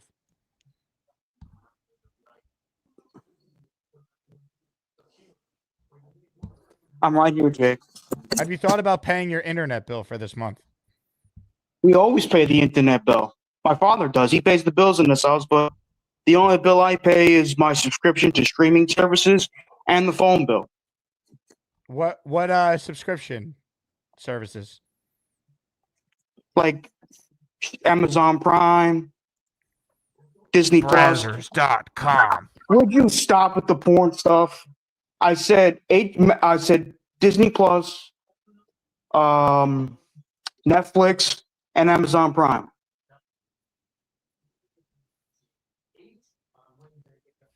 Peter Castro says call girls. Is that true? And Peacock, yes. And Peacock, I forgot about that. Yes to call girls or yes to Peacock? Yes to Peacock, no to call girls. Makes sense. Have you heard of the site OnlyFans? Yes, and I don't do it. And I'm not going to do OnlyFans. Wait I a know second. someone smarter. Finish your point first. It's not going to be as funny as what you might say. I've heard of OnlyFans, and I'm not going to do an OnlyFans. I know some smartass in the chat recommended that I do an OnlyFans, and I'm not going to do it. Ted No, says it it's is a not. lying face. It's not a lying face. Okay? I am not going to do OnlyFans. Ben Z says, ever thought about selling feet pics? Feet pics? Ben Z, no, I'm not doing any feet pics. I'm not doing any penis pics. I'm not doing Whoa. pics. I'm not doing nipple pics. I'm not doing lip pics, tongue pics, none of those things. All right, knock it the hell off. Has someone asked you for a tongue pic before? No, but I'm just saying. I'm not doing pics of my body. You want this body, you got to earn it. That needs to be put on a shirt immediately with a picture of you. All right. Your thoughts? Go for it. Dennis writes in, you better The troll. not, or your ass is out of my house. I don't think my dad is watching. I think it's some troll that's trying to hack into that's trying to use my father's name. Plus, I try to look up my father on YouTube. It's a common name, Dennis Gorman, but my family's different. Charles, you got to earn this. Charles, if you want this body, you got to earn it. Gorlami, your thoughts? You guys are just making fun of my last name. Unbelievable. Beastbreaker says, Charles, you're a good I man. know, Beast. Listen, buddy. I know whenever you talk, a lot of people don't like to hear from you, and they do the same shit to you too. Excuse my language, but I try not to get it to me. But you can't help it when someone highlights or shows these comments to you. Is that a shot at me, Charles? I don't know. Maybe. Kind of sounds like it was. Do we have an issue, Charles? No, but I'm just saying you show a lot of these idiotic comments. I show all comments here. We try to play both sides. This is why I have a zero troll policy on my channel. So crazy shit like this doesn't happen. A zero troll policy, but trolling is part of the fun. It's engaging. Trolling is also a form of bullying.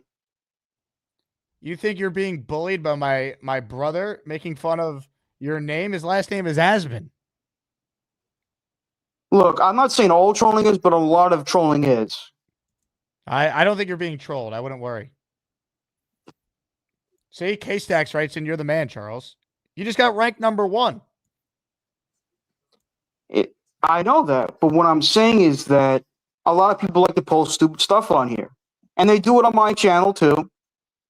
And I try to, when I try to be serious, I try to be serious. Plus, I love the fact when I mention a famous player or a famous celebrity that had bad personal issues, like demons and stuff, they complain about that. I try to separate the person from the artist. Like when I talked about Adrian Peterson not too long ago, people are like, you like this guy? You know what he did? I'm like, yeah, but I'm here to talk about him as a football fan, as the football. Uh-oh. Did we lose Charles? There he is.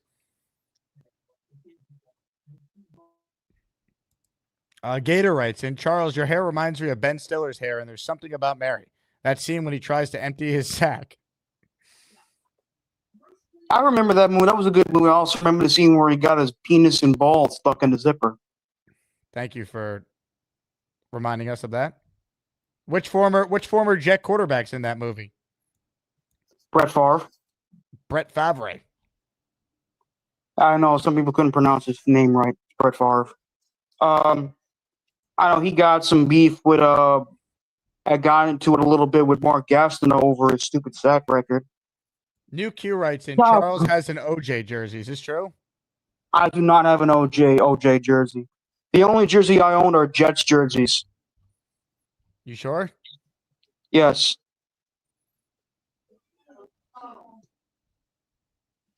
Let's see. Some more questions here for Charles. Rick Kent says, don't you care about children, Charles? Yes. So how could you support Ray Rice? I don't support Ray Rice, the person. I liked him as the football player. The person, what he did was wrong 100%. Same with Adrian Peterson. What he did disciplining his son was wrong. But I loved him as the football player. There's a difference. Now we've entered the dark, Charles. Where are you? In my room now. How is your room? What does it look like these days? Still the same shit. Nice lamp. Thank you. I've had it for a long where's time. Where's your Jet gear? You have no sports memorabilia anywhere? There's my Rodgers jersey. There's Mekhi Becton jersey. I have a Yankees jersey.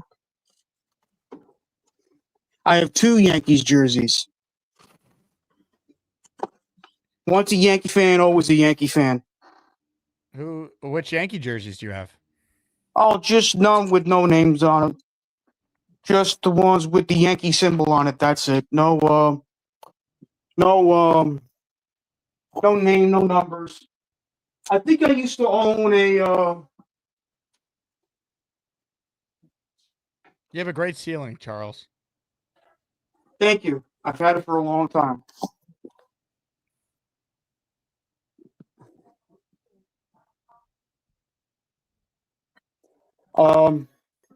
Gator wants to see your Spider-Man underoos.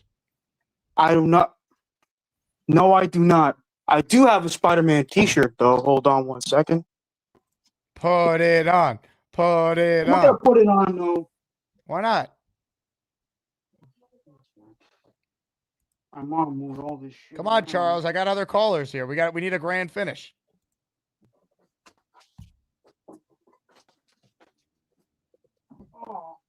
Purple Belt Mike says, I have Batman boxers. And Mike joins us now. Mike, do you have the Batman boxers on? Let me check. Let me see. Here's my Spider-Man T-shirt that I Let me got go from get 'em working now. at Boss All Dog. right. All right, hold on. Hopefully they're not in the wash. We can't see Charles. You got to put the phone up against something. Got to give us an angle.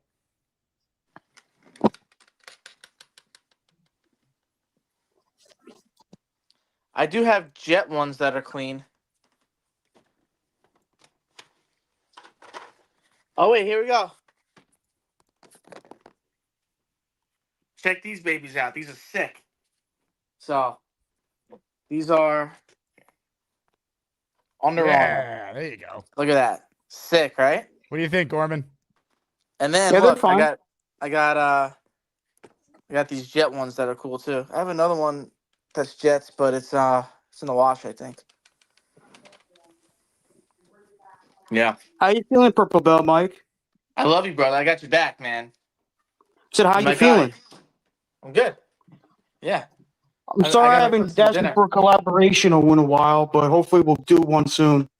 Yeah, man. I know you're a busy guy, so you're an important guy. You gotta let me know when you're free, and I'll do it. No problem, man. No problem. Did you? My mother talked about this when we were at the restaurant that Bob Euchre passed away today. He did. That really I know. sucked.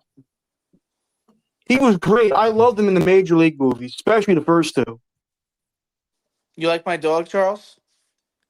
Your dog? Let me see. Yeah, you see Oh, her? it's a beautiful dog. Is that a retriever? She's a Rhodesian Ridgeback and a Pit Bull. Oh, that's cool. Pit bulls are beautiful dogs, but they have a bad history. Yeah, she's good. When we play, I can pick her off the ground from her mouth with a toy because she's got like such a strong jaw. But my wife hates when I do that, so I only do that when she's not home. Oh, you're married? I didn't know. Yeah. Charles, what do you say to Mike that he's married? I'm not going to say congrats on the sex. I'm going to say I didn't know you were married. I didn't assume you were single either, but congratulations. How long have you been married, Mike? Hey, congrats on the sex. I've been married for almost 5 years. Got married 2020 in August. And God I've been bless you, with man. her since 2011. So a long time. Are you guys high school sweethearts, college sweethearts, or something? She was in high school. I was in college. Because I'm Oh, 4 years okay. older than her. Yeah. That's understandable. Mm-hmm. Yep. So yeah. So, my parents just got home, so. What's your schedule like with your show? When's your next video? I was planning on doing a show tonight, but, Nick's doing a 10 o'clock show with Bobby. All right. I was thinking of doing a show after I come on Jake's. We all had a great time. Oh, here's some of my collectibles. I got Captain Marvel, Martian Manhunter, Superboy Prime, Ultraman, Maestro Hulk, Black Adam, Solomon Grundy, and Kalark, a.k.a. Gladiator. Sick. Yeah, I gotta show you my collection, but not on here. I'm not gonna bore everybody with all my shit. You're not going to bore me. Nah, You may bore rest the of other viewers. people, but you're not going to bore me. I'll save it for the comic show because it's, I got some good stuff I can show you. No problem, man. Anyways, Jake, I'm going to pop off now. Have a good day, all right? Charles, I appreciate your time as always. Mike, great job. And we'll let me just say this to you, Charles, on the way out of here. All right. You give the message to Dennis Gorman that we need the real Dennis Gorman to start tuning into the show to put an end to the trolls. All right. I know. I gotta see you when it's appropriate. Father's Day is coming up soon, so maybe on Father's Day. All right. You bring Dennis on Father's Day. All right. We'll make it happen. No problem, man. Thank you. All right, Charles. You have a good day. You'll never get my chicken soup recipe. I'm not saying that Lowski takes steroids. Need some of it. Hey, Charles! Who is that lovely lady? Send it this way, Charles! Tremendous call from Charles Gorman there. That's why he's number one. He was number one. JR Jet in the house. JR Jet is joining us at the Knicks game. Shout out to you, JR Jet.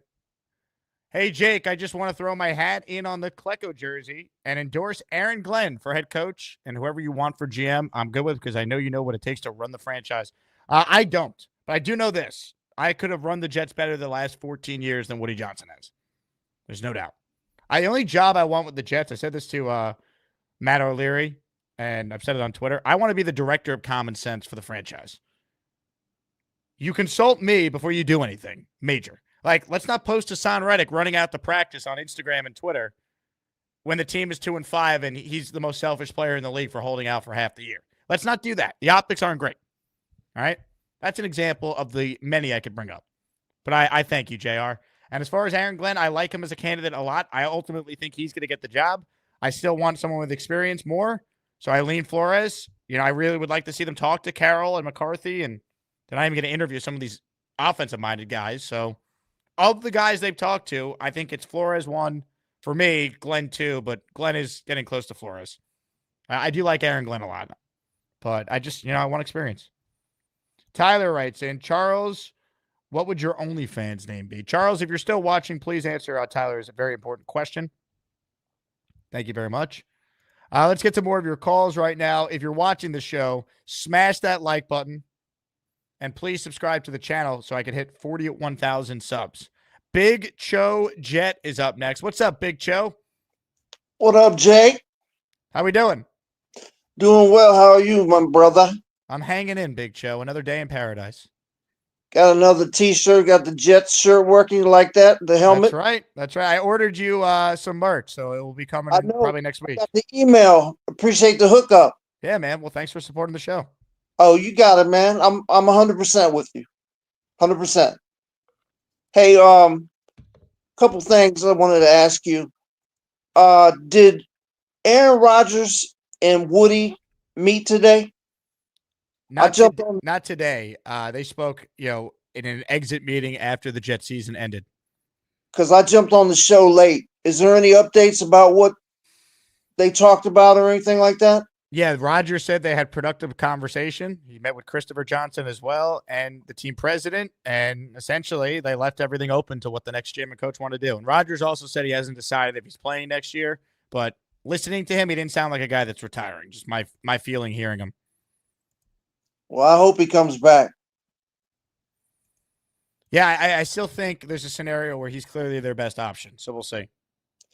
What do you think about maybe trading for JJ from the Vikings and having Rodgers be a bridge for him and mentor him? What do you think about that? I like the idea. I don't think the Vikings are necessarily going to trade JJ McCarthy after how Sam Darnold finished the last two games. Okay. All right. And hypothetical, let's say that Glenn gets the job.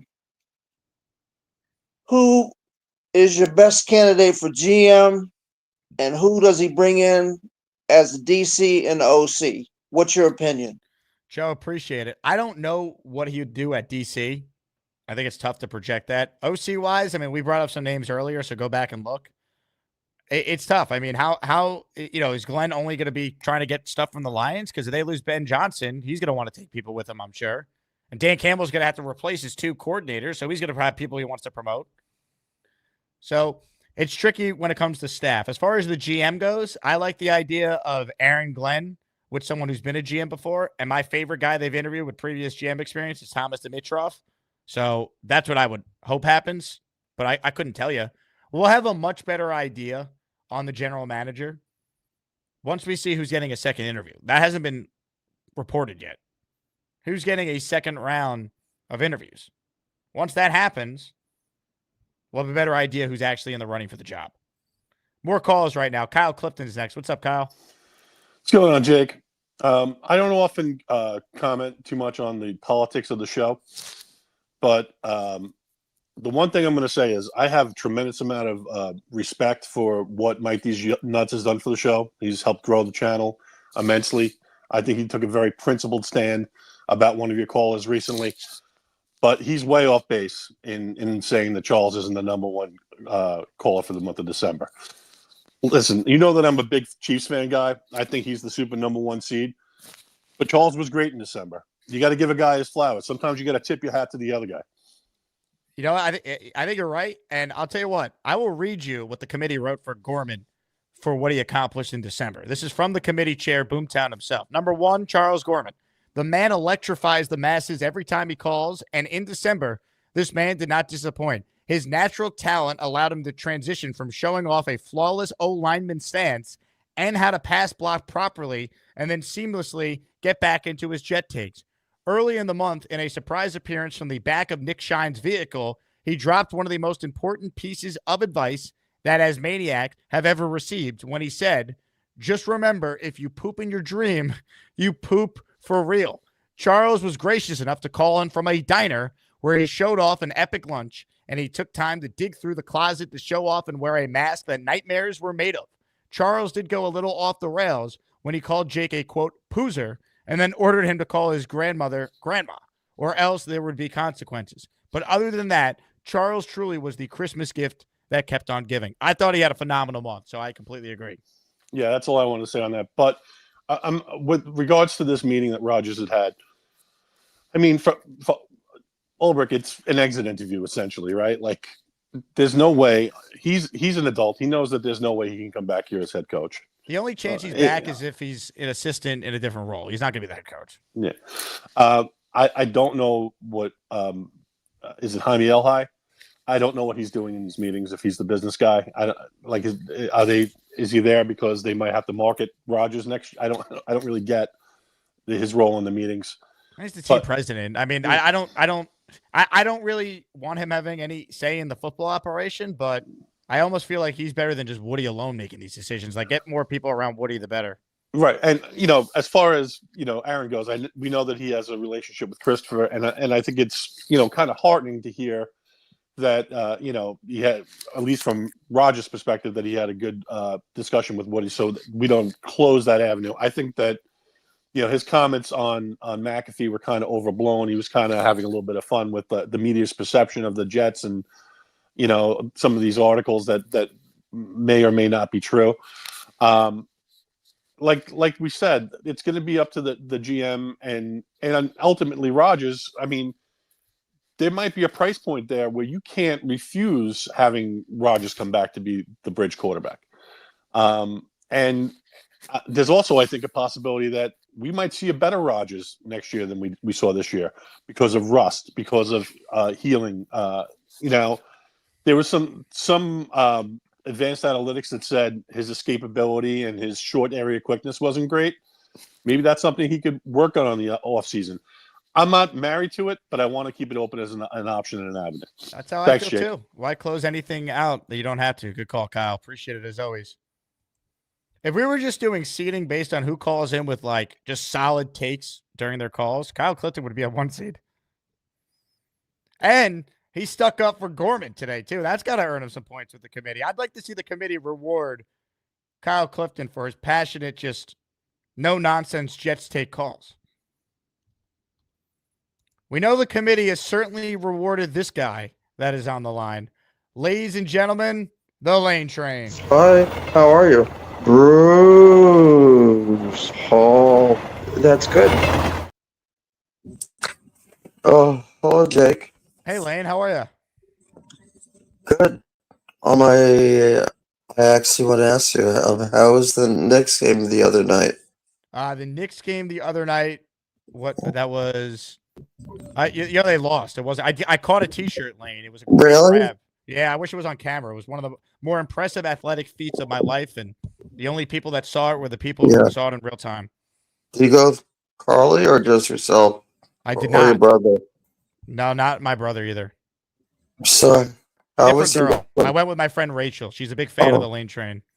Oh, really? Oh, surprised you didn't take a picture of her. On the other hand, do you see the Jets possibly interviewing maybe Aaron Glenn or Flores?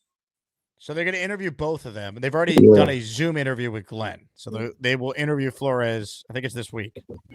So, Parsons,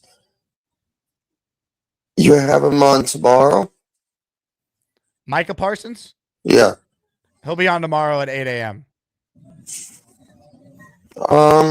It's good that you had the guy on before, like, to interview from the middle. So, Did you enjoy it? yeah. So anyway, Are you okay there, Lane? yeah. What do you do with Aaron Rodgers? Does he come back or does he retire? I don't know if he knows the answer yet. I think he's got to decide if he wants to play, and the Jets need to hire a GM and coach that has a plan what they want to do with him.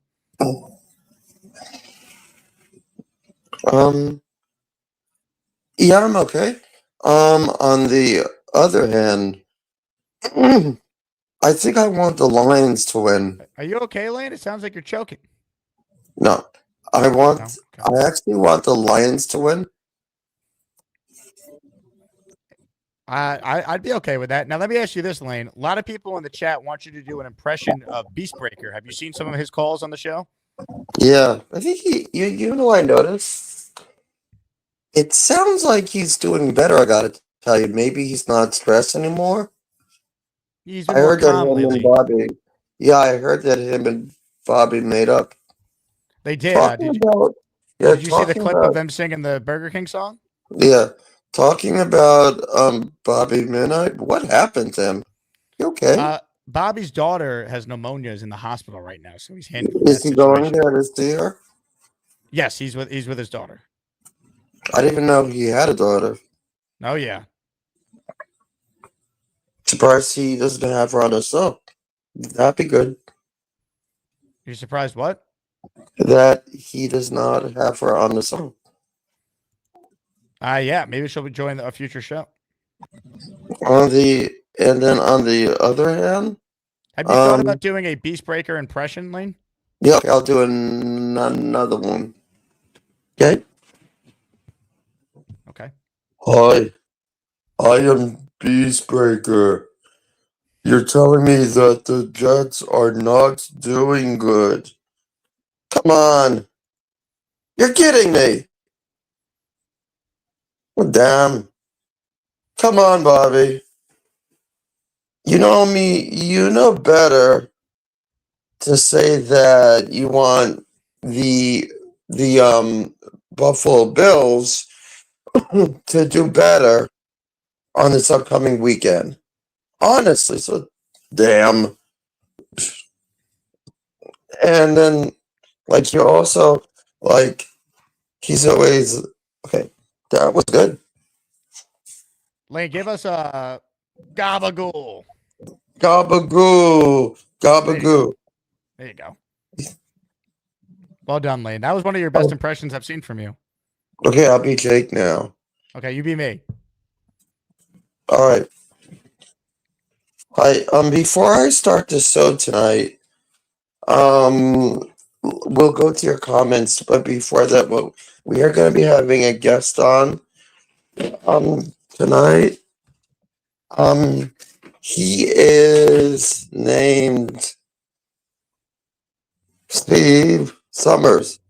Hi, Steve Summers. Hi. Yes, so is that correct? That you did the late night show. Tell me some parts about it. Okay. Well, I started way back in 1987, right? And so yeah, and Yeah, yeah, yeah. That's right. Jake. So now I'm you. Um, yeah. Yeah. So, and like Joe Coleco. That's right. And okay, that's all.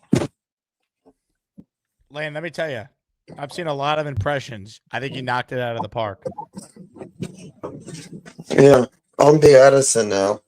You're gonna be Addison from the Bobby Midnight Show? Yeah. All right, let's hear it. I learned.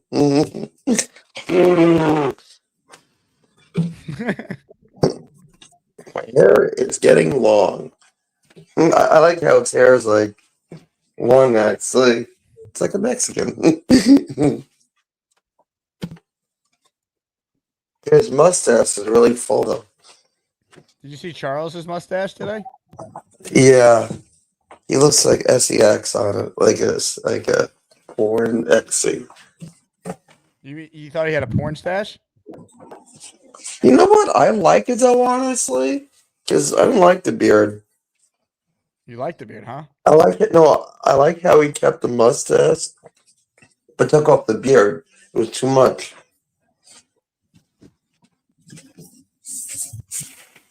I think you make some salient points there, Lane. I do. I'm happy that Bobby took a shower already, though. Yeah, he smelled terrible. He had to shower. Had to be done. He lost a lot of weight, actually. I'm happy the way he did. He does look now before he did. It's true. I like the one he sounds like Family Guy. What kind of thing is that thing to say? I believe you mean this. Let me see if I can find it. Yeah. Can I see the video again? I gotta find it. Hold on. Stand by. It might be in my folder that I have specific for Bobby clips. There you go. When was the last time you took a shower? I don't know. Thursday evening. You haven't showered since Thursday? Yeah. You probably reek. Oh. He stinks. Yeah. Oh, you gotta be disgusting. I like the guy that had like the Jim Carrey in it and the guy throwing up. Yeah. I think I just ruined my dinner, actually. Yeah, that's a nice thing. They'll get me from having some dinner. What are you having for dinner tonight, Lane? Pizza. You like pizza or not? I love pizza. Are you kidding? Carly likes pizza? And Nicole? Who does like pizza? Does Carly like pizza? I think so. I haven't asked her. So anyway, I'm just gonna say about the Jets. Who else do you think that you want the Jets to pick up? I want them to hire a GM and then a head coach, and then let them decide what they want to do. I think that's the right way to go about it. Thank you for taking my call. Lane, thank you for making the call, okay? Okay. Bye-bye. Hi. Sorry, everybody. See you next call when we talk about sports again. I know where we're going next. You heard someone reference pizza. Let's bring on our resident gas station pizza expert. Gas station pizza is better than a Big Mac. You got some heavy hitters today. You had Charles, you had Lane Train, and now you see why they're one seeds. You want heavy And hitters. Chiefs fan. You want heavy hitters. You should see No, what I have on yeah. hold right now. We haven't even scratched the surface yet of what the show is about to be. Go ahead, Gary. This could be an old timer. So first, Aaron Glenn, I just have the inkling that he's going to be our next head coach. If you listen to him, he's got a great spiel. I'm sure he interviews very, very well. And look, he's a good DC, and he's an intelligent guy. You know who else was a good DC? Who was an intelligent guy? Robert Scala. You know what I'm saying? Like, just because you're – I mean, look, I don't hate it. I don't think it's the worst thing in the world. There's a risk involved in it. That's why I wanted someone that's why Vrabel would have been the perfect candidate, because he's a good coach, disciplinarian, what they needed. And, of course, New England gets him. It sucks. if you listen to Glenn, he started off as a scout. He said, "I don't want any special treatment, and I want to learn, learn from the ground." And he did that, and he got himself here, and now he's one of the premier OCs. It sounds a lot like Saleh, and I don't hate it. I'm with you. Like, we can't afford, us and the Bears, we need to get this hire right. Like, both teams. Like, you can't. It's been 14 years since we've made the playoffs. We've had one winning season in a decade and a half. We can't miss again. Like, it's a complete clown show. Like, they can, and they probably will. They most likely will. If you're betting on will the Jets make the playoffs next year, the right thing to do is fade them until they finally do, because you've been right for 14 years in a row if you've taken that approach. This year was the most disheartening of them all. Like, this year really damaged my spirits as a Jets fan. No, I had a call today with a non-Jet fan for something work related, and he was just like, how do you do it? And I'm like, I don't know. I can't even try and be positive. Like, I'm not. I'm just like, I'll see what happens. I can't. I mean, they this season and last year combined did irreparable damage to the Jet brand, and the psychological impact it had on the fan base is, I mean, it's noted. Like, it's felt like they did irreparable damage to this fan base right now, and they got to win to change it. And there's no direction yet to feel confident in, so we'll see what they do. Yeah, I'm not I'm with you. I wanted a veteran head coach just to stop the ship from sinking, but it looks like, well, I don't know. I can't say. I mean, I don't have any inside information that it's going to be Glenn. I'm just getting that feeling that it's going to be Glenn. He wants the job, which I appreciate. He's qualified. Like, he has a different background than Saleh. It's similar with the defensive coordinator from a team that might be in the Super Bowl, and all that, but. You just don't know. You don't know. I mean, that's why I lean Flores right now, because he's been a head coach before, and I think he would do things differently this time around. But feels like Glenn's the betting favorite right now. People are just reading through the tea leaves, but I feel like it's probably gonna be him. And the Jets really interviewed Ulbrich. That's not trolling. That actually happened. I mean, they interviewed him, but it's more of a courtesy than anything else. I guess. Yeah. All right. I mean. Now, why do you look like you got hit by a car? Now there's a gas station over here. I'm gonna go get some pizza and see if they have any butter to put on it.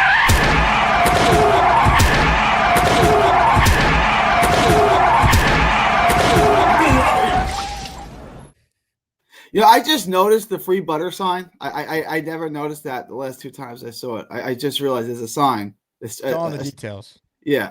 Well done. Well done, Gator. And the other thing is, I'm not trying to play remember when, and if we would have drafted Joe Milton instead of Jordan Travis, he could look. Here's my point. He played one game. I understand. I want to make an analogy. He could be Matt Flynn. He could be. All right. I said there's a very good chance he busts when they draft him, but at least he has a shot, right? Like, you watch the Nets and you watch guys like Keon Johnson and Jalen Wilson, and they don't belong in an NBA rotation. They do not belong in an NBA rotation. Like, they can't do it. It's always this is literally we're hitting all the check marks here. Joe Milton. Bringing up the Brooklyn Nets, so you got to make an analogy to a different sports, which typically with you never actually applies. But and then somehow you can see connect guys, it to Brock Bowers, and we've hit the holy grail. Here we go. I'm going to try to work in Brock Bowers. I'm not sure how I'm going to get there, but you see my point. You just look at those guys; they don't belong. They don't fit on NBA rotation. They're not good enough. Joe Milton played one game, and yes, the easiest game you're probably going to play is the last week of the regular season. We haven't played all season. The other team is checked out. And they have no tape on you. It's probably the best situation. Anyone. They said that Josh Allen took a snap. I'm with you. I said they were checked out. Plus, there's no tape on them, right? So that's the easiest game. But at no point did he ever look like he didn't belong. I'm not saying. What I'm saying is, if you drafted him, you can have him compete. Instead, you drafted Jordan Travis to be a cheerleader, and he's a great guy. He's got a great story. I'm sure everyone loves him, but he's got no chance to be a starter. Most likely, he's not even going to be on the roster. Okay, they didn't know he'd have a setback medically. He had multiple setbacks this year. They thought he'd be ready by the end of training camp to at least start practicing, and that never happened. Obviously, I think if they wouldn't have drafted him if they knew he'd have setbacks and not play all year. The whole thought process was he'd get reps in training camp. He'd maybe be ready to appear in a preseason game, and that never happened. Yeah, I don't know the whole story behind him medically, but even like this, the chance of him becoming a quality NFL starting quarterback is so slim to none. It would be like an amazing story because he's just not big enough or good enough, right? Like he's not. It's the same thing with Riley Leonard. Yeah, he's doing great things in college, but the chance of that guy really being a good NFL quarterback is slim to none. And with Milton, the upside is there. The potential, the size, the strength, there's certain tangible things, the things that God gives you. He has those things where Jordan Travis doesn't. I'm not saying Milton's going to be good, but he's a guy that you say, okay, go out and compete. If you play really well in the preseason, you have a chance to start. You don't have that with Jordan Travis. The best Jordan Travis could ever be is a backup, probably a 3. Why did you change the pictures behind you? You had it right the other day, by the way. I didn't change the pictures. It's my the other day you had all the Asmaniacs on the wall. I didn't what happened? even notice this. When did we do this? Well, after you told us you got hit by a car. Okay, that's pretty good, Gator. That's good work there. You got Chiefs fan, you got the King, you got Jake. I think that's Beastbreaker right there on How Roy about Jones Beastbreaker Jr.'s making it on the wall, and the guy's been calling the show for 2.5 weeks. And you also got Roy Jones Jr.'s head. King That's the Lowski. That's pretty the good. goat. Yeah. You got Jamel Charlo's head. That's you got Oscar's head. It's pretty good. It's good. It's good. It's good work. That's good work. I'm trying to bring this around to Bowers. I'm running out of steam here. Do you think Brock Bowers believes the moon landing was real? It's hard to say, right? Because there's no like, it's not like okay, because he's from California or from the South. There's no method to the madness here. Like you'll meet people who are moon landing skeptics from all walks of life, and you'll find people who believe every ounce of the official narrative, who are from all walks of life, right? Like I don't know, right? Did somebody say Brock Bowers?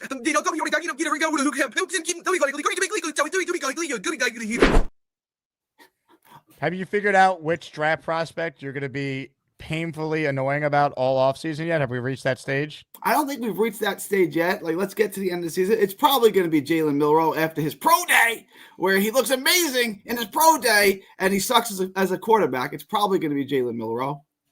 But this class, like, I don't think Shedeur Sanders is very good. I don't think he sucks. Like I said, you're going to wake up 3 years from now, you're like, wow, I have the 21st best quarterback in football. Right? Like, I mean, and Cam Ward's probably a little better. I don't really think highly of either one of them. It kind of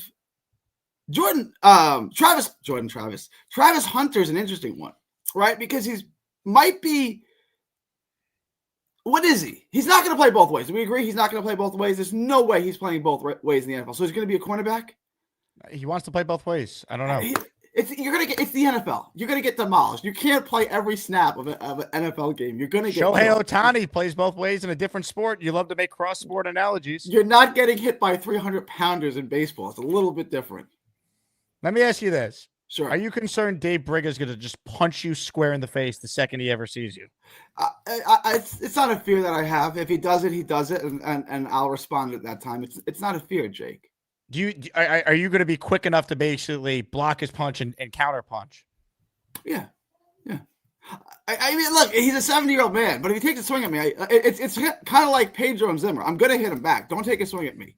Like, it's just a reflex at this point. Like, I understand you're old. I'm not going to feel good about it. But if any man swings on me, I'm probably going to hit him back. You realize they call him one punch Dave Briga. All it's going to take is one, and you're going to be out like a light. Like Deontay Wilder used to say, they have to be perfect for 36 minutes. I have to be perfect for 3 seconds. He's right. The right hand of Dave Briga is the equivalent of the eraser of Deontay Wilder.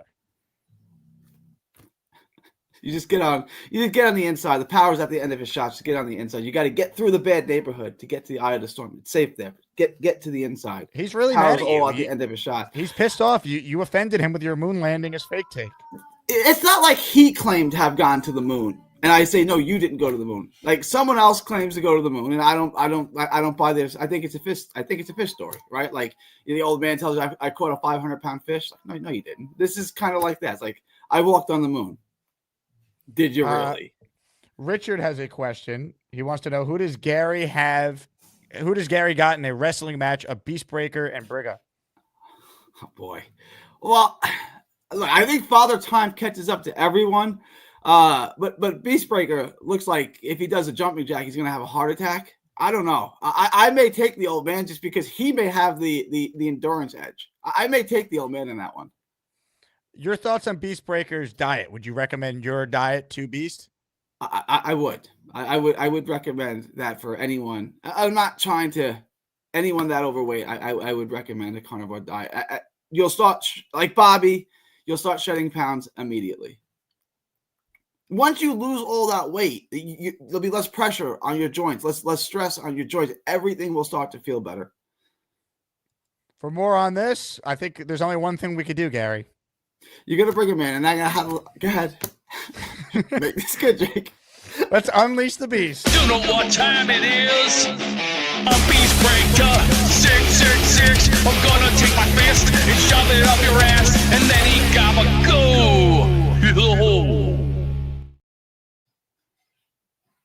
Capicola. This guy right here. Look at this. Hey, if I was your coach right now, I'd be like, hey, Sonny, here's your razor. Get in the bathroom. Go shave that shit off right now. Go do that. Fair. And I think that's a fair critique. Yeah, I think that's a fair critique. It's called, hey, Joe Torre used to say that to all his Yankees back in '98. You want to look like champions? Get your ass in there and shave that shit off. I used to be a clean shaven guy. I just got lazy. But I think it's a fair critique. Like, you got to have a clean face. I agree with that. Well, if you look at the Yankees, 98, 99, 2000, you couldn't stop them. You couldn't stop them. Especially the Subway Series. You got to remember the Subway Series. That was a good fight. Aren't you a Mets unfortunately, old school Mets fan. So why are we sipping for the Yankees? Yes, the 90s Yankees from 96 to 2000, they were one of the best teams in the history of sports. They were unbeatable. Got it. Check. Okay, well, we don't need. Well, you know what? Well, you know why? Look what the Rivera. That's why. Look what the Yankees have done. They got the greatest players in the world. The great Babe Ruth, Lou Gehrig, Joe DiMaggio, Mickey Mantle, Roger Maris, Reggie Jackson. The list goes on and on and on. But I'm going to say this for everybody. This season, we're going to be fine. Everybody needs to stop jumping through hoops and going, oh, what's this? What's this? What's this? Hey, everybody, relax. It's only January. We got several more months. Let's just try and enjoy it while we can. I don't want to start an argument with you, Peter. You're yesterday's news. And let me just say this for everybody. Let's see. The Mets, I know they got Juan Soto. Congratulations to them. And the Yankees, I don't know. It's going to be hard to decide. Knowing me, I haven't watched baseball in years because it's changed. Everything's changed, but that's fine. Everybody goes through it. Some like football, some like Ladies and gentlemen, sports fans of all ages, welcome to the event of the year, the moment you've all been waiting for. This is the Asmaniac Rumble. Ah, fuck me. Oh, look at this. Nice. I like that hat. I used to have that hat in high school, but I lost it. But that's okay. I'll get another one. It shouldn't be that bad. That's like about, what was it, $10 for a Mets hat? That ain't bad. But how you doing? I'm good, and there's not a hat in this world that costs $10 anymore. Not necessarily. You can always go on eBay. Yeah, used and fake. Ding dong. But I'm gonna say this for everybody. To all our Jet fans, we're going to be fine. We're just going to have to do this. We'll wait. We got plenty of time. All we got to do is go, look at our picks and think wisely instead of being stupid. Because we got a lot of rookies on here that have no clue what they're doing and they talk too much. And that's why I keep saying to everybody, hello, Einstein. We got 6 to 7 months. We got to worry about basketball, which last night the New York Knicks smoked the 76ers. That was a great game. Great fight, by the way. Thank you very much. But to everybody needs to stop jumping around. We're going to be fine.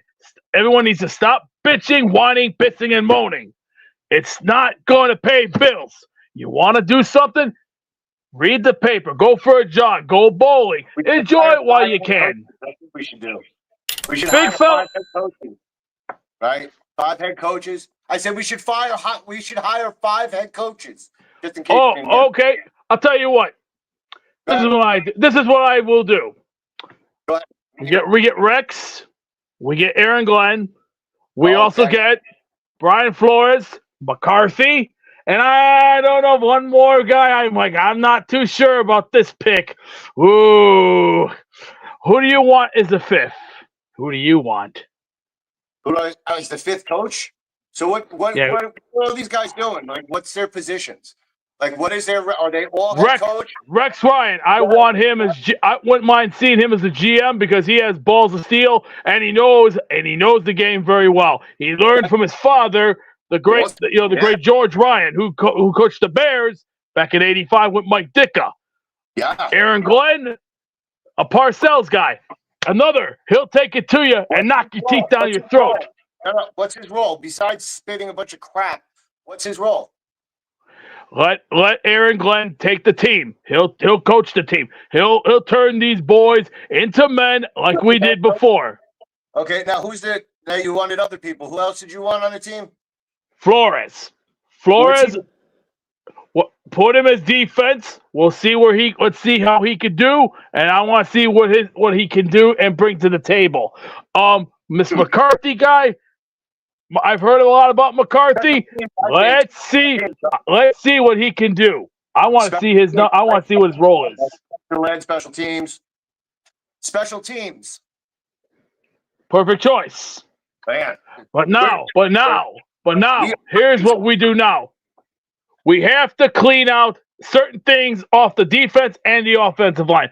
Michael Clemens, I got 2 words for you. You're fired.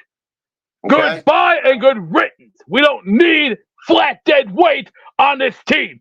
He's trash. He was Breaker 666. He's the man who would kick your ass, and then he'd gobble-goo. I saw you shaking your head as you was talking about the Mets hamburger. I knew you wanted in on the conversation. No, just the usual, stuff that comes out of that guy's mouth. It is what it is. I knew you were going to kind of stick me on there. I shake my head a lot when he talks, bud. Your opening line was one of the hardest laughs I've ever had, just sitting in my chair. I knew. I had a feeling, dude, and I looked up and was like, fuck. Damn.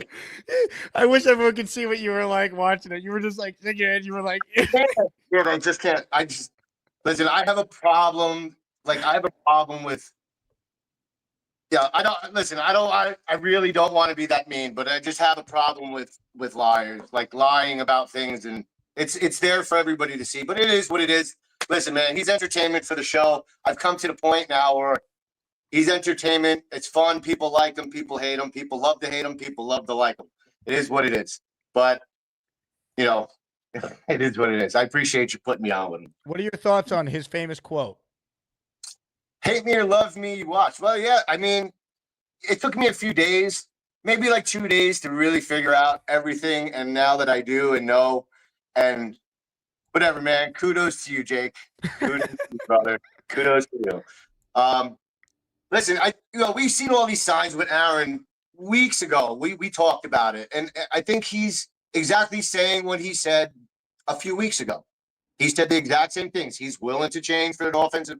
He's willing to change his offensive scheme. He's willing to take a pay cut. To me, he's signaling that he wants to play, and he wants to play for the Jets. You know what I mean? I just don't know if it's going to happen. I don't know if we get Glenn that he's going to want to keep him. He might want to put his own stamp on the team. I'm getting to the point where it's like, the coaching and the GM search is getting really irritating. I want, the fact that we're not even entertaining the idea of McCarthy coming in, to me, it blows my mind. And not even saying like he's the guy that I want to pick or he's the guy that should lead this team. But come on, dude. The guy's a winning coach. I mean, he has won a Super Bowl. I mean, it is what it is. He's a winning coach, and he brings teams to the playoffs when he has a quarterback. I mean, it's there for everybody to see.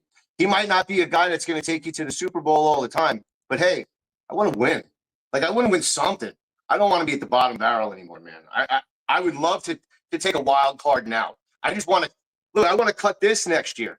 I'm afraid that this is going to be down to my ankles by the time that we see anything. But I don't know, man.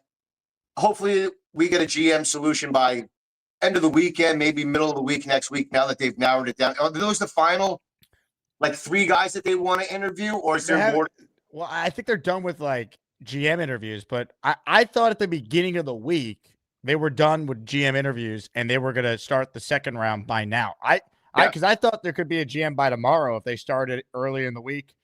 Now I don't feel that way. I feel like we're not getting a GM until at the earliest, the middle of next week, because you got to schedule these second interviews. They got to be in person, and they haven't done that yet. So I don't know. I don't know if we're getting a GM interview anytime, or GM hired anytime soon.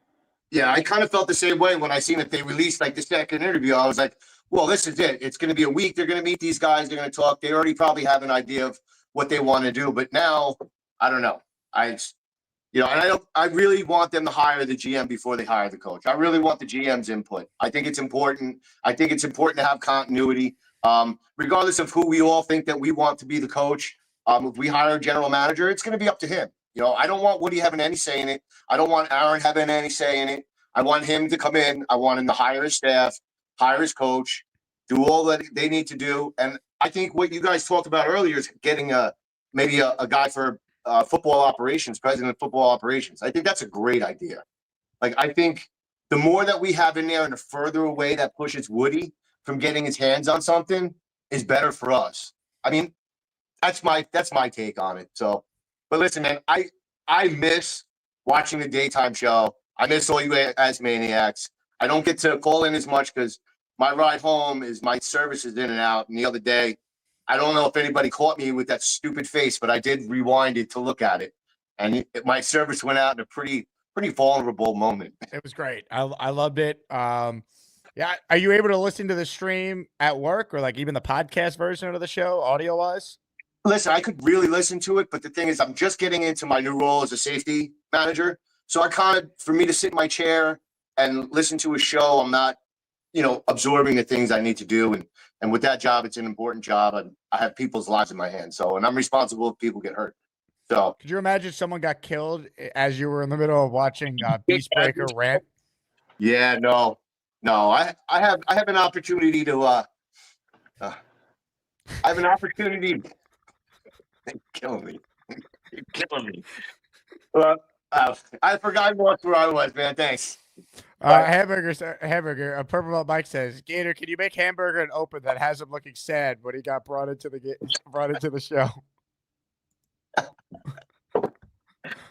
My Purple Belt Mike, what's up, man? I love you, dude. I miss a lot of you guys, and I haven't heard a lot of people talk.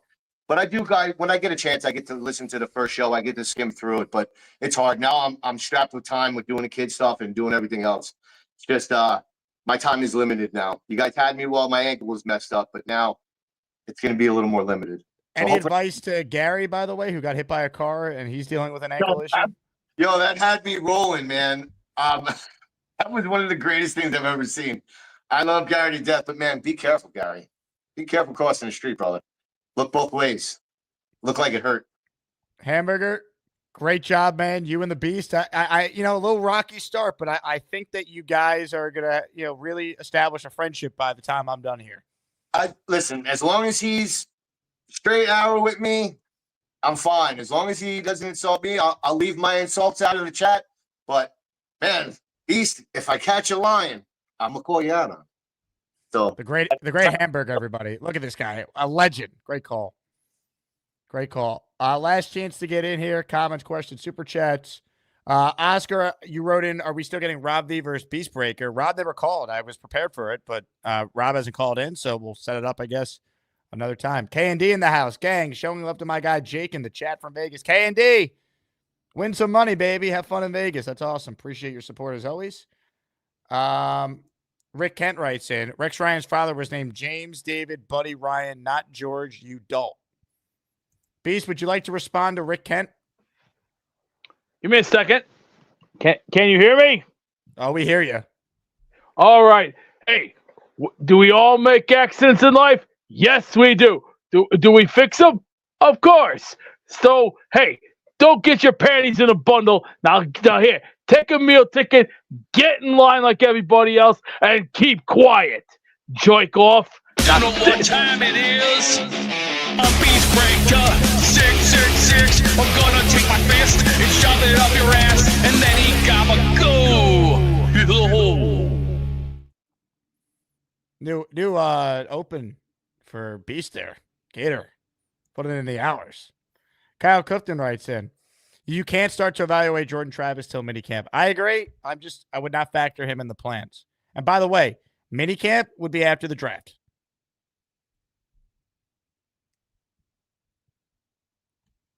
Hit the like button if you're just tuning in. There's 426 of you watching the show, and there's only right now 314 likes. I mean, some of you are being selfish. Some of you don't want to see this show succeed. You want it to fail like the Jets. And you know what? That's not nice. That's not nice. Hit the like button. Subscribe to the channel. Help us reach the 41,000 subscriber mark. We are close. Very close. Ladies and gentlemen, Mimosa, an esteemed member of the 4% female demographic, has just gifted 5 channel membership. It's the Asmaniac membership raffle. For every membership gifted, you receive 1 ticket entered in the raffle to win epic prizes.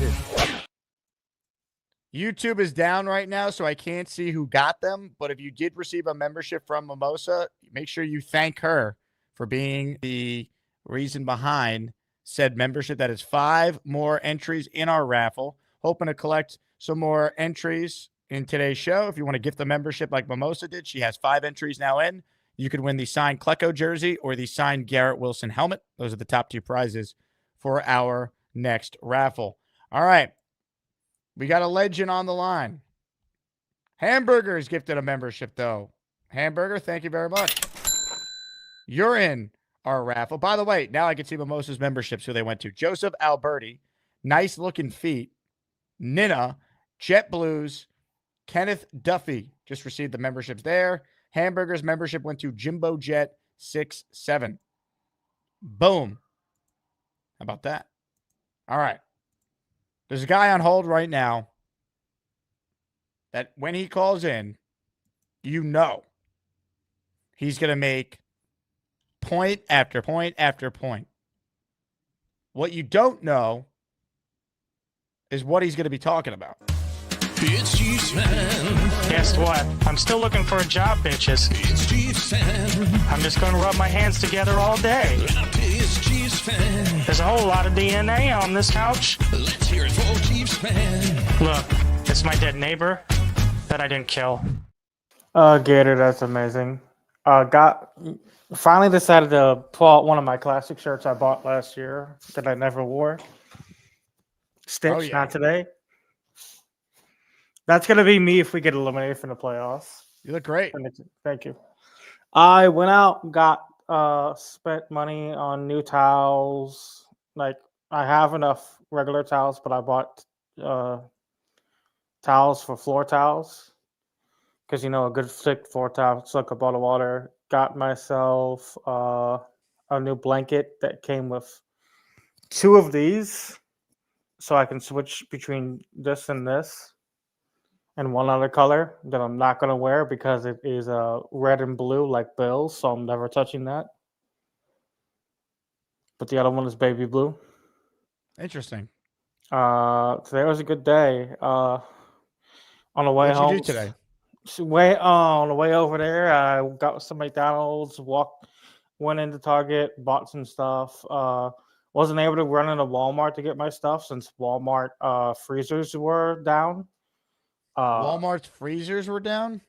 Yeah. When I walked in there, I was going to get myself some more healthy choices since they were marked down to $1.50 since no one was buying them. I see. And lo and behold, those cheap freezers that Walmart buys always break. Wow. So I decided to go to Target and I stocked up on frozen stuff in there. That's interesting, Chiefs fan. Yeah. Looking at football weekend, I'm just gonna give my predictions. Chiefs versus Ravens, AFC Championship game gonna happen, and I think it's Lions versus Rams.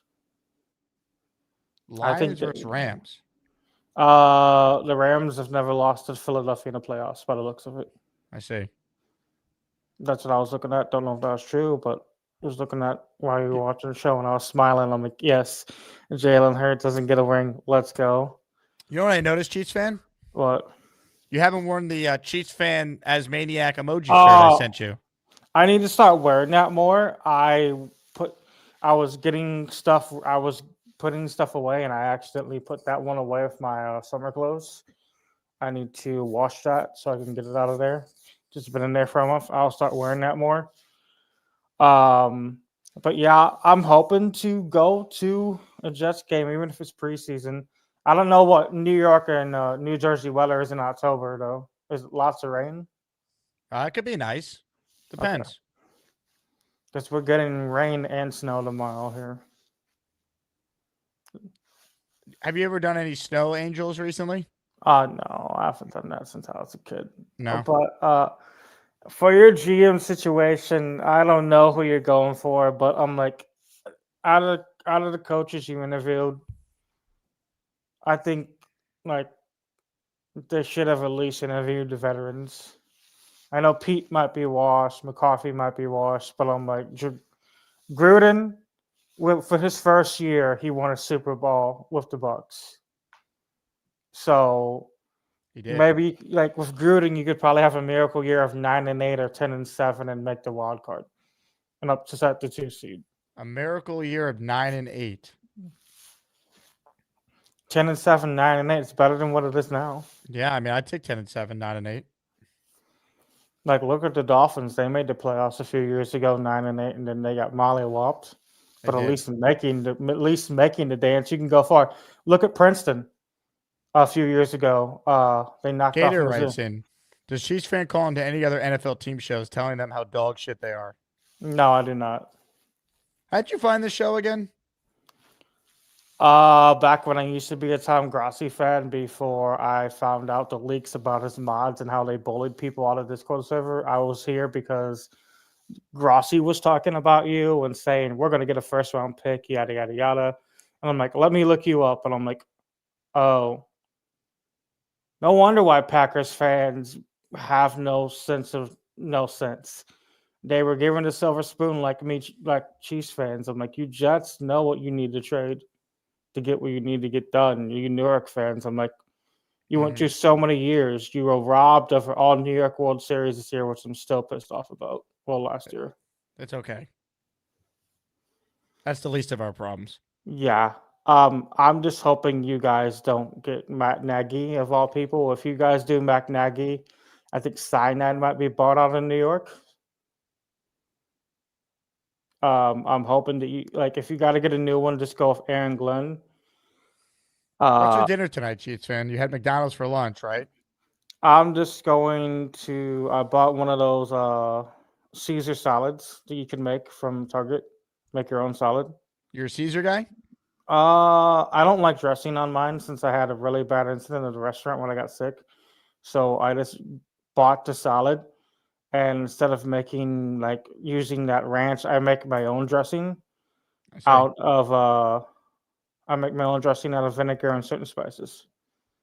Tiff writes in, I hope Chiefs fan wears some good deodorant with his arms like that all the time. I do. I do Arm & Hammer. I get the strong stuff. Scent protected, 72 hours, degree. Used to be a big guy, so I used to be 350 pounds, so I would put deodorant on my legs and my chest when I was that big. I could, yeah. This is back before full body deodorant was a thing, by the way, back in the 2000s. Way back in the day.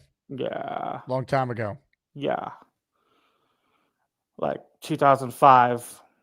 6 years we thought Y2K was going to happen, all that shit. But I'm just hoping it goes good for you guys. I was laughing at the fact that laughing at the fact that my friend sent me a meme. New York Giants get rid of Daniel Jones, sign Sam Darnold for 150 mil 3 years. That would be the most Giants thing to do. I guess it could be. Yeah, but they're not going to do that. They're going to draft someone. Now, Chiefs fan, what are your thoughts on Beastbreaker? Any opinions? He's starting to get better.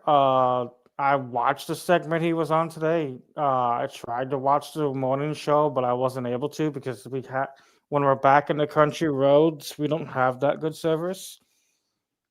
So I wasn't able to watch the morning segment with him. As long as he's like getting better with his emotions, I'm not like snapping at everyone because that's not how you make friends here. That's also how you end up in the hole. Like, if it wasn't for my grandparents knocking off my trust fund, he would be gone by now. If he Trust gets fund, rid, baby. Well, that's what I'm saying. My grandparents are like, "No, I'm not giving you $2,000 to ban someone." I'm like, okay, but now that he's doing better, yeah, I'm like, I just don't like all that rude stuff. I grew up in the hood. I put up with that way too much. You're from the hood, stupid. Yeah, I know. I just don't like we're a family here. We're What not type meant of to facts eat are those? True. We're a family here. We're not supposed to eat each other alive. In every single show, there's drama and drama and drama. If there's any drama with me, I'm gonna be like, "Oh, that's cool. Next question." Oh, and that's how you feel about it? Next question. Well, why don't you talk to the damn wall? Because I ain't gonna put up with that drama. Life's too short to beef. I've seen way too many people go under the knife and way too many people go 6 feet under because of the beef. Tip is questioning your hoodness. I've grown weaker over the years. This will be 9 years after being out of Chicago. I've grown more tame. From 2016 to 2020, I still had that hood mentality. But once COVID hit and people will start dropping like flies, I'm like, oh shit. Here, folks. Thank you to everyone who tuned in. We're back tomorrow. Got 2 shows for you. One in the 10 a.m. hour, one in the afternoon. Boy Green's joining us in the 4 o'clock hour. So I will talk to you guys then. Go Jets. Thank you for watching. Please like, please subscribe. More opportunities to win the Klecko jersey and the Garrett helmet during tomorrow's shows. Have a good night, everybody. God. Who was that lovely lady? That was Carly. Oh. Anyway.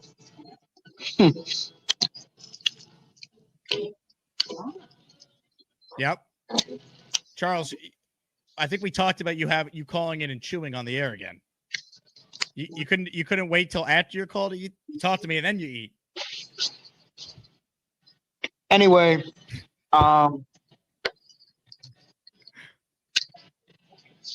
this is a great angle for you, Charles.